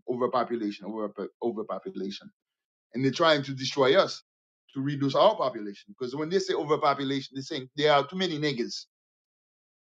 But when you look at it, there aren't too many righteous people on earth. We are very few. And your job as a godly man and a godly woman is to reproduce the godly seed. You can't be like, I'm not getting married and you're very young, but yet you're still getting smashed on the low every other week. You're not getting married, but you are dealing with prostitutes. Who's going to reproduce the godly seed on earth? Because it's going to be the godly seed that's going to take over the earth. We don't. Though his father died, yet he as though he were not dead. For he We have don't. left one behind him that is like himself. Just like himself. Jump to verse 7. Verse 7. He that maketh too much of his son shall bind up his wounds, Read on. and his bowels will be troubled at every cry. Verse 8 is the point. And horse not broken becometh headstrong. So a horse that's not broken, that's unruly. That's that horse that's very wild. See, when they're trying to have like what rodeos, and they will Mhm. let loose a horse that's very wild, kicking everywhere, and you got that cowboy trying to tame that horse. That's your children. That's your son. If you let him by himself, very uncontrollable, very emotional, very unstable. So if you don't break him down so that he can control his emotion, you lose your son. You don't. And a child left to himself will be willful. We don't. Conquer the child, and he shall make thee afraid. Play with him, and he will bring thee to heaviness. We don't. Laugh not with him, lest thou have sorrow with him. So why you shouldn't let when he said laugh now, that doesn't mean you don't have a good time with your kids. But he's saying you need to have serious time with your son, especially when he's messing up. Don't be laughing with him when he's messing up. Once he mess up, you gotta bring him back. You gotta instill in him that serious, austere mindset. You gotta instill judgment in him. All right, we don't. Laugh not with him, lest thou have sorrow with him, We and don't. lest thou have gnash thy teeth in the end. We don't. Give him no liberty in his youth, and wink not at his follies. You see, that's what the Bible talking about. That's what it say. Hey, don't have good time with your kids. Don't be pleasant to your children. No, we're not raising slaves. We're talking about when you see folly in him, don't laugh with him in his follies. When you see him doing evil, you got to correct him. When you see him getting emotional, you got to stabilize him. That's what this is talking about. We don't. Bow down his neck while he is young. While he's not, don't wait till he's 15. That's when you're going to show up in his life trying to make a man out of him. That's too late. When he's in his youth, when he's young, when he starts to talk and walk, read. Bow down his neck while he is young, and beat him on the sides while he is Now, a child. you see, beat him on the sides while he's a child. That means don't punch him. You know, don't smack him in his face. Don't do evil slave like shit to your kids. Some of you, you traumatize your kids the way you discipline them. Some stuff you do to your kids came straight from a slavery book. The Bible tells you on how to discipline the child. Beat him on the side. When he's still a child, that's when you start. 1 year old, 2 years old, start to mold him. Go ahead. Beat him on the sides while he is a child, Mm-hmm. lest he wax stubborn, and be disobedient unto thee, Mm-hmm. and so bring sorrow to thine heart. Read on. Chastise thy son, and hold him to labor, lest his lewd behavior be an offense unto thee. So when you see talking about deadbeat, for the remedy to being to deadbeat fathers and all that stuff start from the house. Fathers teaching the son how to work. Fathers giving the sons the ability to earn their money. Hold him to labor. Give him work to do. Make him earn, like they say, his part. Teach him what it means to earn something. Don't give him everything. That's the father's job. But if you're a stupid, ignorant person who just want to get smashed, you want to live your life, you married, you want to destroy the marriage. I see a woman who was married with 4 kids. You know, she had a husband since she was like young. You know, high school together, college together. they met, they knew each other since they were 5 years old. She used to weigh 308 pounds. Now she lost all the weight. She looked at the man. She said that the relationship that she had with her husband, with those four kids, were trauma bonding. We're trauma bonding. Damn.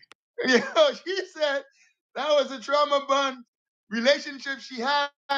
Now she lost the weight. She was some new dick. That's what it is. She back in the streets, huh? Bruh, she lost the weight. That's why I'm not trying to be disrespectful. But a lot of you brothers be saying sisters overweight. I'm not telling you not to be with a sister who is overweight. But what I'm gonna tell you to do before you marry, make sure she loses the goddamn weight. Because a lot of these sisters, they have low self-esteem in that way. And they think because you get with them is because you have no other choice.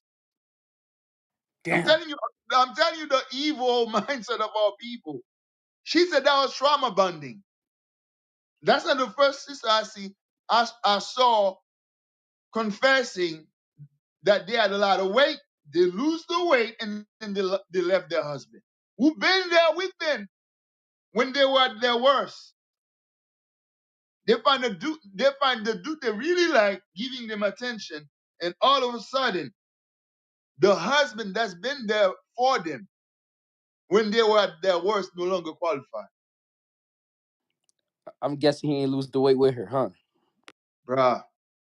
She see, yeah, not my words. She said she used to weigh 308 pounds. Damn. So you brothers who love big fat women, hey, check her mindset first, man. Also, make sure she loses the weight and see how she reacts. If her personality changes, because she might just be with you because she ain't got no other choice because she's too goddamn big. These are the evil minds. That's why we ain't got nothing. Evil people, ungrateful. You see? So we need fathers in the home. We need marriages. The father's not only for the son, but also for the daughter. Give me that. Sirach 42. Yeah, she said that was trauma bonding because the dude was with her in when she was 300 pounds, man. And she got that new body. She wanna go test it in the streets. She's going to test it all right. I know, because the land right now is the land of savages. A lot of people got no soul. They got no heart. Men and women. That's why you see people on TikTok, not TikTok, on those dating sites like Tinder, whatever the rest. These people, all they do is like run through each other. Swipe left, swipe left, swipe left, and then they swipe through each other. This is not a life of God's children. This is not how God wanted us to be. Read that for me. This is the book of Sirach, chapter 42, verse 9. The Hmm. father waketh for the daughter when no man knoweth, and the So care in the care we don't. and the care for her taketh away sleep.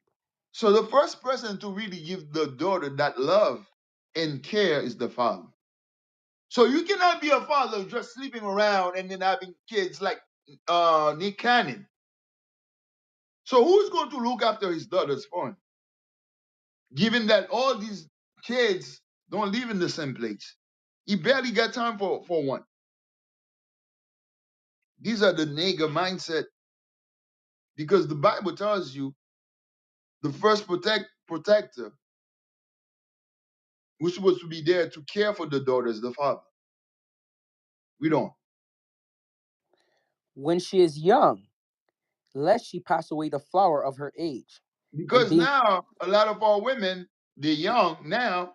What do I see a lot of young girls today? What do they say? Well, I'm in my 20s. I'm too young for marriage. Hell, even some in their 30s.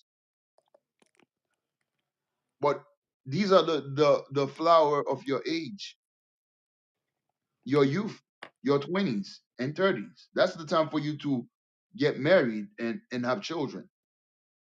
But society teaches our sisters, hey, it's your life, live your life, have a lot of experience, which is not experience, by the way, because all the experience they're telling the sisters to have is sexual experience. Travel together, go on girls' trips, get sex down, get dick down by the niggas wherever they go to Jamaica, get that special massage. Not the Jamaica trip. Bruh, the Jamaica, bro. You know, them yard man. That's not the experience you're supposed to have. In your youth, you're supposed to have a father to tell you, hey, even though you might go to school, get a degree, but at the end of the day, the father's job is to make sure that his daughter married. Only our sisters, man, were so that stupid and evil mindset, hey, you need to work for yourself. God never created the woman to work for herself. She was created to be an helpmeet to a man. Your job is to, yes, be educated. You don't want to be a dummy, but at the same time, prepare yourself for marriage. Like I said already, you got mothers who are married who had a man buying, who bought house for her, a man who provided for her, a man who gave her everything that she needed. But because she kept fighting with the man trying to be the boss in the house, she teaches her daughter, hey, go get your own degree. Don't depend on no man. Now your daughter is dying with overwork. She's always fatigued. All the bills, everything is on her. She got no help. She's dying young. She's losing her beauty because she's too damn stressed all the damn time. She hates men because that's what you taught her. So we need fathers, man, to combat against that. Because a lot of mothers hate their daughters, man. I've never seen a group of people who hates their daughters like black women do young women, their daughters. Read. When she is young, lest she pass away the flower of her age, and being Mhm. married, lest she should be hated. So why you be hated when you're married? Because you were never groomed to be a wife. You very brash, you very headstrong, unsubmissive, you always in your husband's face. You contradict everything that he says, and at the same time you expect him to provide for you everything. He's going to hate your guts. And that's what society provides. Society tells our sisters, hey, go get educated. You don't need no man, but at the same time, your biology is telling you you need a man. And case in point, Fannie Fannie Willis. Fannie Willis right now is on the verge of going to jail because Damn. she was taught, have a great career. You don't really need that marriage thing. But at the same time, her biology says that you need a man to fly you to continents like Bahamas and Belize. That's Damn. what she said. That's what she said. She said Belize and Bahamas. She didn't even know that were in that continent. Yo, I'm telling you. Now, because she really needed the love of a man, she needed the warmth of a man. The degree couldn't get her that. See, society is trying to remove God's love out of us, which is our humanity. God says we need each other. God says it's not good for the man to be by himself. If it's not good for the man to be by himself, or the person that God created to be with the man cannot be by herself. Because where you came from, you need to go back there to your man. See?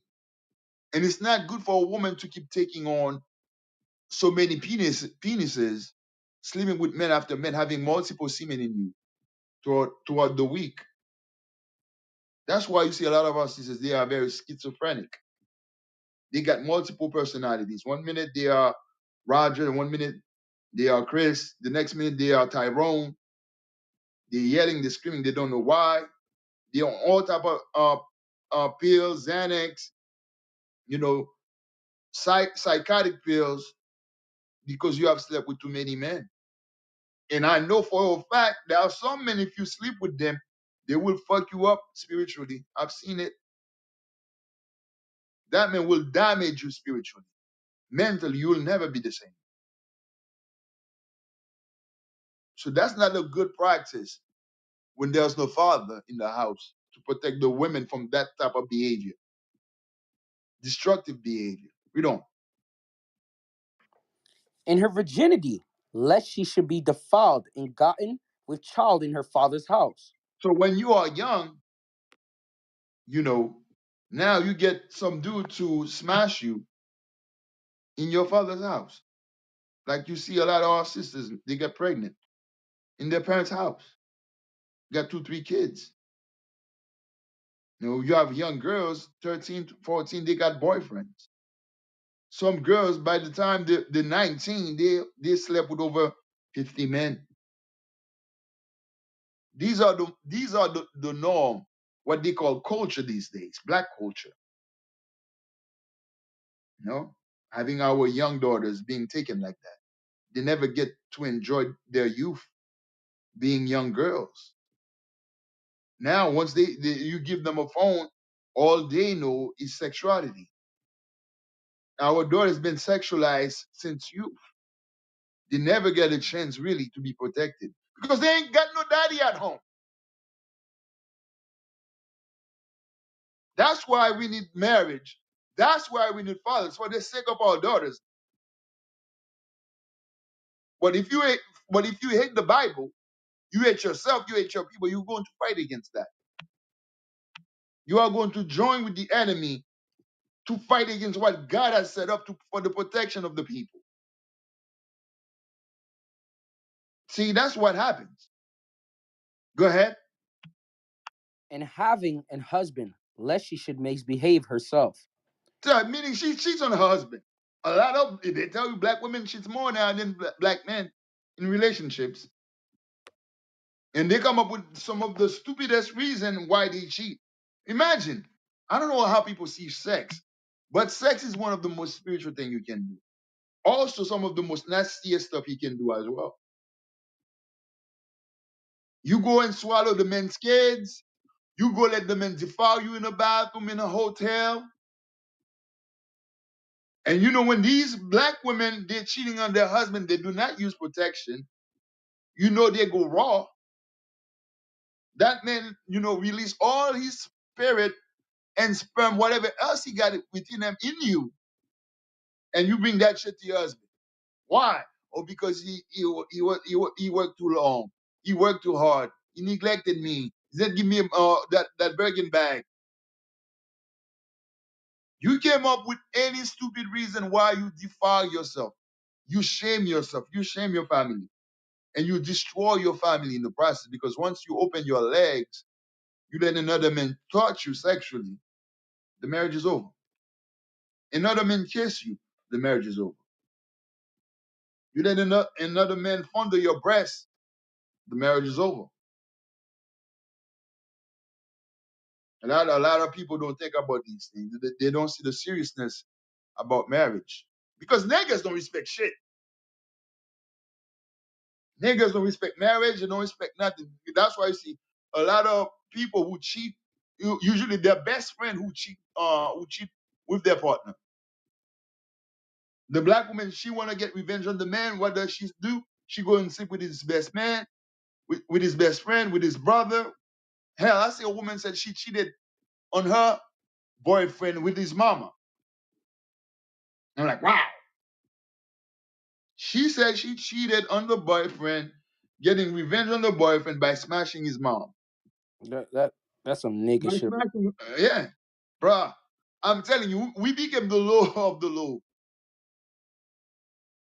And we wonder why God is chastising, sending the white man to put his foot on her behind.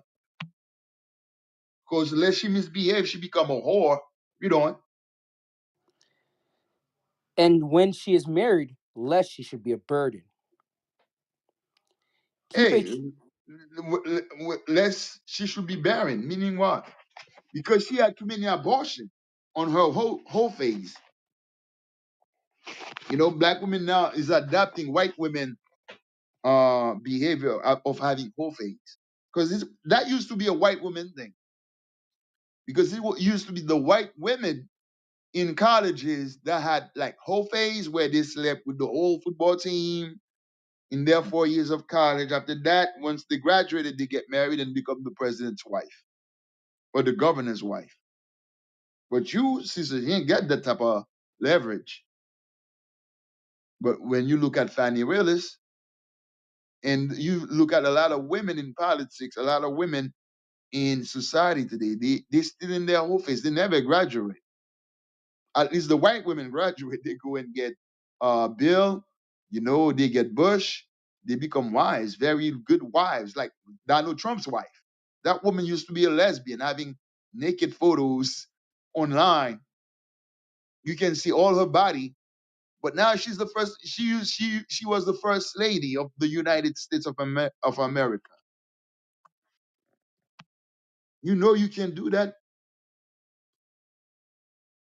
This is what happened to us as a people when we adapt our enemy's mindset and we reject God's laws. Okay. Philippians 2 verse 1, verse 2. Repeat it again for me. Philippians 2 verse 2. All right. Because how are we gonna remove that crab in the bucket mindset?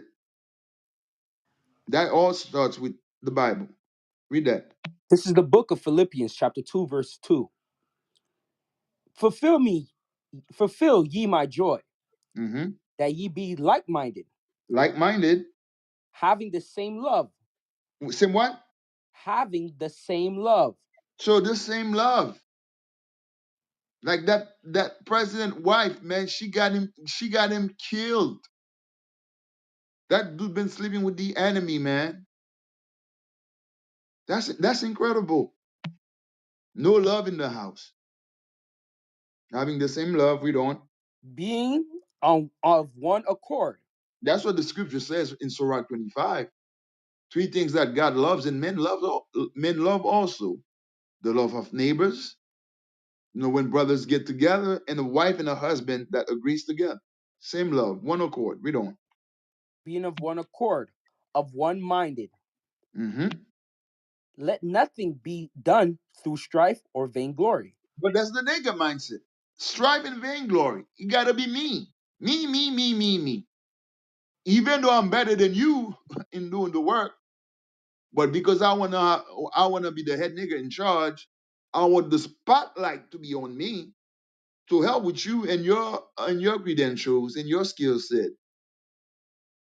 That's what they did to Cam Newton. Because these niggas wanted clout. They wanted to be on the spotlight. We don't. But in loneliness of mind, Hmm. let each esteem other better than themselves. So that's what we need to avoid. What the nigger mentality, the crab in the barrel mindset. Learn to esteem your brother more than yourself. Doesn't have Everything doesn't have to be about you. Esteem your husband better than yourself. Some women don't even compliment their husband. The husband have a great accomplishment. They got that Mikal mindset. Now he think he's something now. You know, esteem one another and see and see where that goes. Let's practice that for a second. Hmm? Esteem one another. Read on. Esteem other ben, oh, but in loneliness of mind, let each other esteem other better than themselves. Look Hmm. not every man on his own things. That's the nigga. Don't always look to your own only. I got mine, nigga. Get yours. Because at the end of the day, if you are the only one in the community that has, guess what? Once you lose what you got, we all stay poor. But if I got and I help you, and you help the next brother, guess what? We all now has. Which is what? Cain was trying to do, but niggas couldn't understand that. They tried to kill him. They jump him. We don't Look not every man on his own things, but every man also on the things of others. of others, man. That's how you remove the nigger mindset. That's how you remove the jealousy, the envy. That's how you keep your house in peace. The man, give me that First Peter 3, 6 and 7. The man gotta know how to build his wife. The wife gotta learn how to reverence and honor her husband. Or else we're gonna have that nigger relationships we always do. Because black people they love arguing. Why? Because they say they have great makeup sex after that.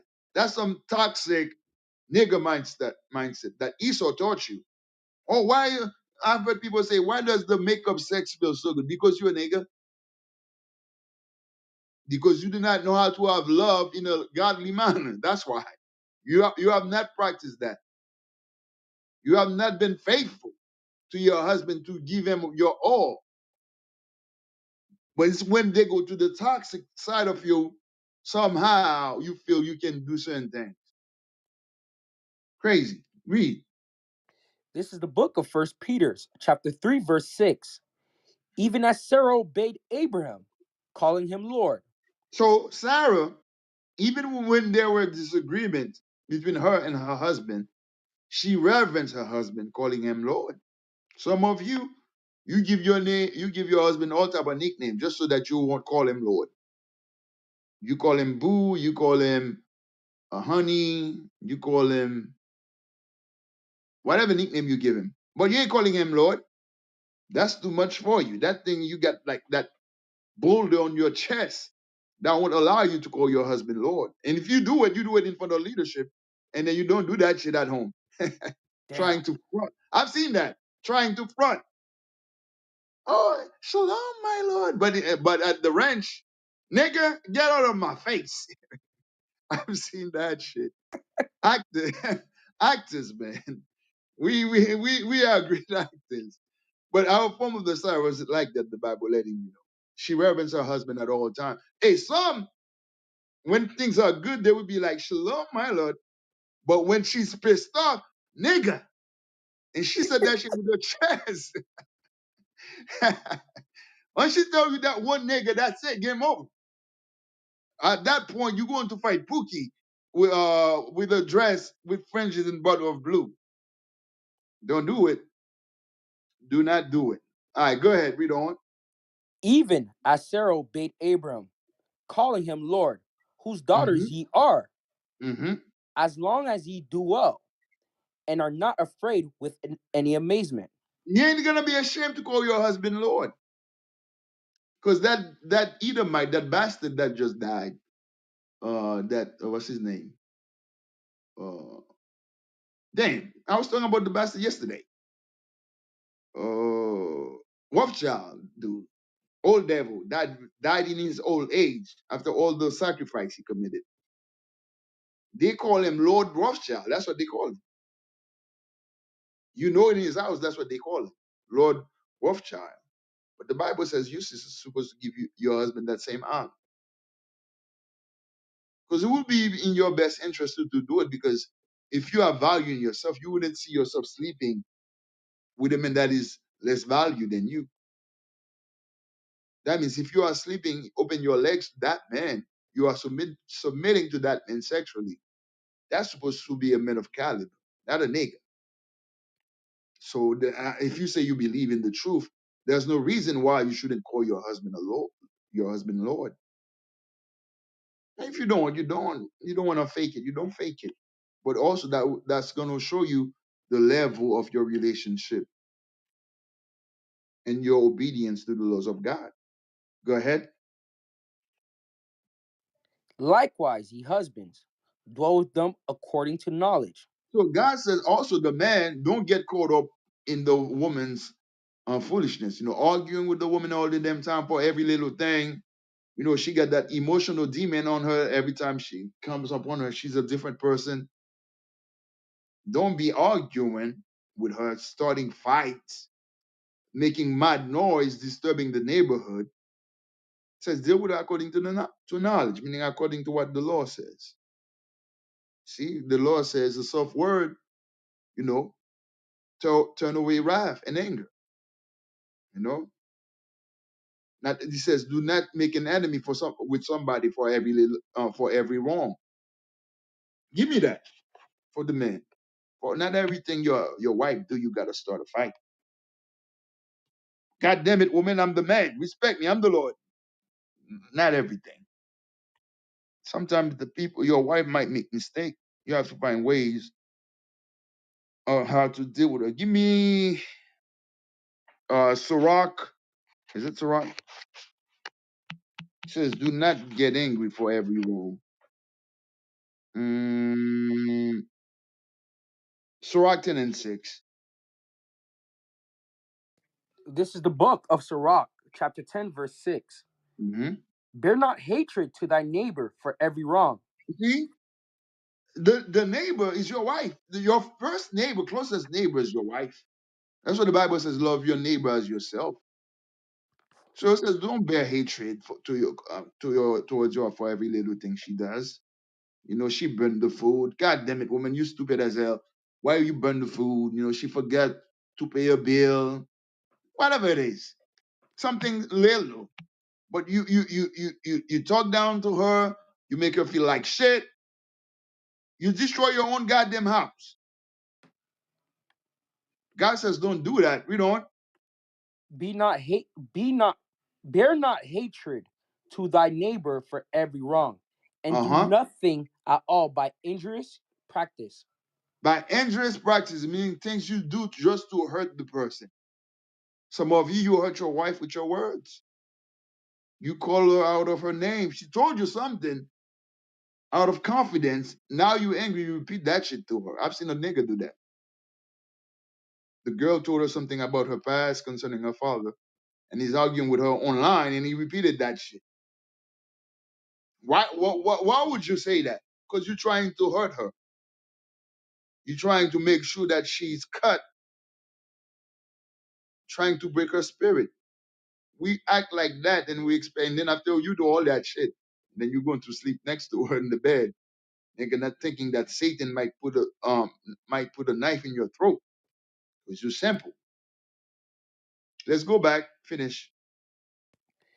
Likewise, ye husband, dwell with them according to knowledge, given Mm-hmm. unto the wife as unto the weaker vessel, and Mm-hmm. being heirs together of the grace of life. Says giving honor to the wife. So you see, sisters, the honor come from where? The marriage, your husband. Some of you want honor from the leadership. You want to be honored from your sisters. You want to be honored from everybody except your husband.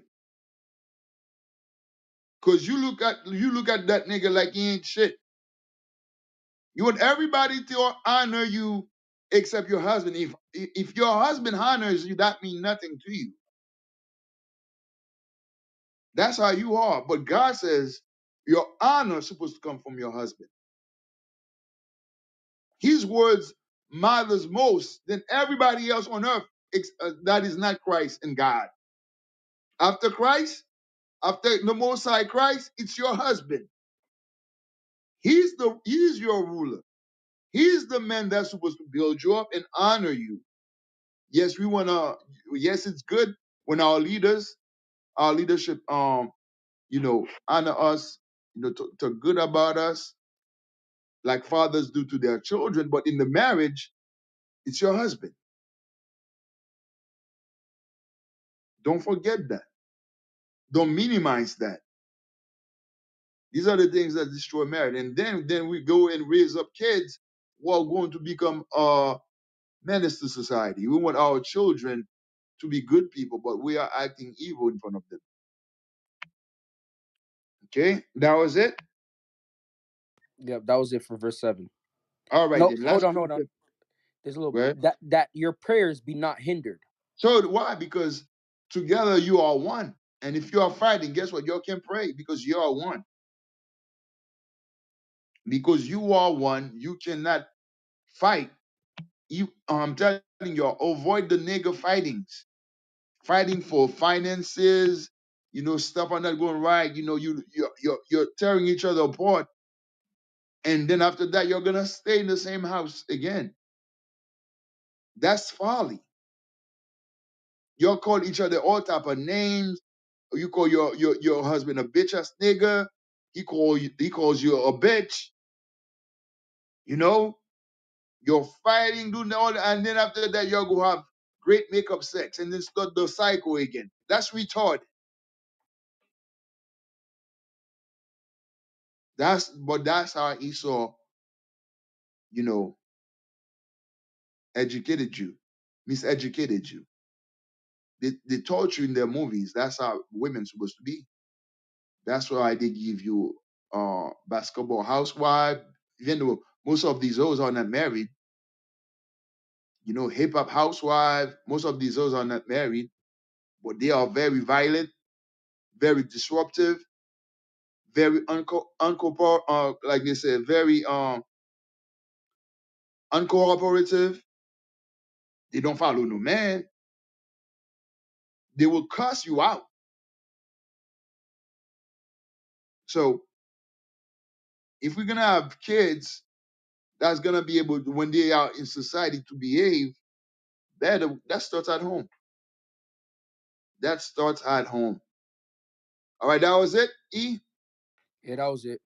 All right, Hebrews 13:4, and then give me the last precept I was asking. Hebrews 13:4. Because things always go back to the foundation, marriage. All right, marriage. Read that. This is the book of Hebrews, chapter 13, verse 4. Mm-hmm. Marriage is honorable in all, Mm-hmm. and the bed undefiled. Read on. But whoremongers and adulterers God will judge. So see the honor of each other studying marriage. That's why the Bible says marriage is honorable in all. That's the only way we honor each other. Because when we do not do that, guess what? We treat each other like trash. We dump each other. It makes no sense to me. A woman married for 10 years, slept with her husband, do all type of filthy things, and then she's like, I'm not happy. I'm gonna go get me a new nigga now. Or I'm gonna be in the streets living my life. I wanna be free. Not realizing that if it's not in the context of the Bible, you're doing some nasty shit. For you to let a man penetrate you who's not your husband is a very disturbing thing to me. For a woman to just let a man she doesn't even know to have one night stand, I cannot imagine that. I don't do it. I'm afraid for my life just to meet a woman and then have sex with her. I have no clue who she is. I have no clue what she got. No, that dude just take you and pen you in the bathroom and make you scream your lungs out and release all his energy and sperm all over your body, and you do all that and then you just walk away. You don't even know who the fuck he was. That's some suicidal shit. That's what we do. So God says those who do that is going to judge them. That's why we have diseases plaguing our community. We are number one in everything evil. Sickness. Last precept, 1 Corinthians 1:10. This is the book of First Corinthians, chapter 1, verse 10. Now Mm-hmm. I beseech you, brethren, be the name of our Lord Jesus Christ. No, let me start from the top. Now I beseech you, brethren, by the name of our Lord Jesus Christ, Mm-hmm. that ye all speak the same thing, Mm-hmm. and that there be no division among you, Mm-hmm. but that ye be perfectly joined together in the same mind and in the same judgment. That's how we gotta be. That's how we avoid the nigger mindset. Same mind, same judgment in Christ. But because Christ tells us on how to live. Christ tells us on how to live. Okay? Because if we can do that, ain't nobody gonna respect us. The other nation is not gonna respect us. I said last precept, but give me the last precept. John 13, 30, 34, 35. Because Christ says it's when we have the same love, same judgment, we love each other for real, starting with the marriage, starting with your children. Show your children. You know, some black women, some people don't hug their kids, don't tell their kids they love them. You know, if the kids do something nice, they barely compliment the child. How you going to build their esteem? That's the way you behave. Who's going to do the self-esteem of the child? It's supposed to be you. The same way you can correct the child by when he does something evil, you spank him, you correct him. When he does or she does something good, you gotta praise them. Good job. I like that. Keep up the good work. Same with your wife. If you're gonna correct your wife when she does something evil, but when she does something good, praise your wife. That was good today. The food was incredible. Thank you. No need to be much. A little kiss on your wife's forehead. Appreciate you today. We don't. These things is almost like fairy tales to black people. It's like too much. Oh, nigga, that's too lovey-dovey. You know, he sort of put us in that mind. Oh, this is too lovey-dovey. Oh, don't touch me, all that. But when it comes to the nasty sex, you do everything. And then you wonder why the sex don't stay the same. Because the sex is a mindset. It won't stay the same. Eventually, you'll get tired, just like you get tired eating the same food. So what's going to keep you and your wife together? What's going to keep the love and fire going? Is those little things, dealing right with each other. The same things when you do, you instill in your children. So when your children go in the world, they're not gonna act like niggas toward people that can help them. Go ahead. This is the book of John, chapter 13, verse 34. A new commandment I give unto you, that ye love one another, as I have loved you, that ye also love one another. Read on. By this shall all men know that ye are my disciples, if hmm ye have love one to another. That's what the Bible says. That's the only way the other nation's gonna respect us. When we have love for one another. That's the only way. Because as long as we acting like niggas toward each other, ain't nobody gonna respect us. We're not gonna go nowhere. We're not gonna be prosperous in anything. You understand? And we'll always be at the bottom because the person that's supposed to elevate you is your own people, starting with your spouse, your families, your mother, your father, your sons, your daughters. You raise each other up, you esteem each other, you bring life to each other with your words. You don't destroy each other's esteem with your words, you don't devour each other. You understand? So a lot of people don't understand that, but that's what we teach each other. That's what we we do, we promote in our community, man. But anyway, we're gonna shut it down. This was Flam Biblique, the Levi, Biblical Smoke. We every day from Sunday to Friday, all right, from Sunday to Friday, where we bring out the word in Creole, Sunday to Tuesday in Creole, 9 p.m. to 12. Like today, Wednesday, we have it in English for the Levite who speak English from 10 to 1. And tomorrow night, Thursday night, we're gonna have it in French from 9 p.m. to 12, and back again on Friday in Creole from 5 p.m. to 7:30. If you like to help us, you can do so by visiting our website originalroyalty.com, where you can buy music, fringes, other good stuff, clothing. You know, we give you something, you get something. Visit our website, israelunite.org, israelunite.org, where you can know what we are, what we do. Okay, and if you like to donate, you can do so in the website. Also, we have our own app, IUIC. TV, where we have exclusive content you ain't gonna find nowhere else. Breakdowns you ain't gonna find nowhere else in the internet except on IYC TV. So download IYC TV app on Android, on iPhone, okay, and uh, you know, come join us, okay. Also, please share our social media pages for us. I just posted a class on the top of the page. Please click on it, share, like for us. All right.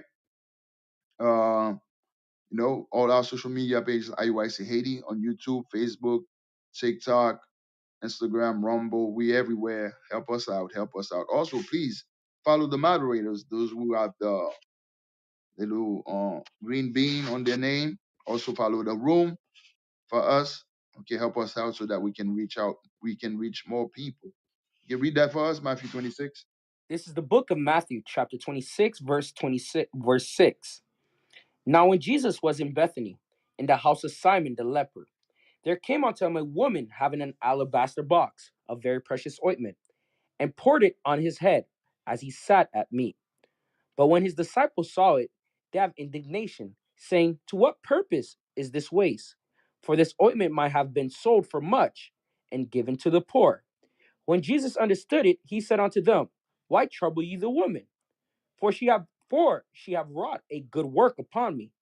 For ye have the poor always with you, but me ye have not always. For in that for in that she hath poured this ointment on my body, she did it for my burial.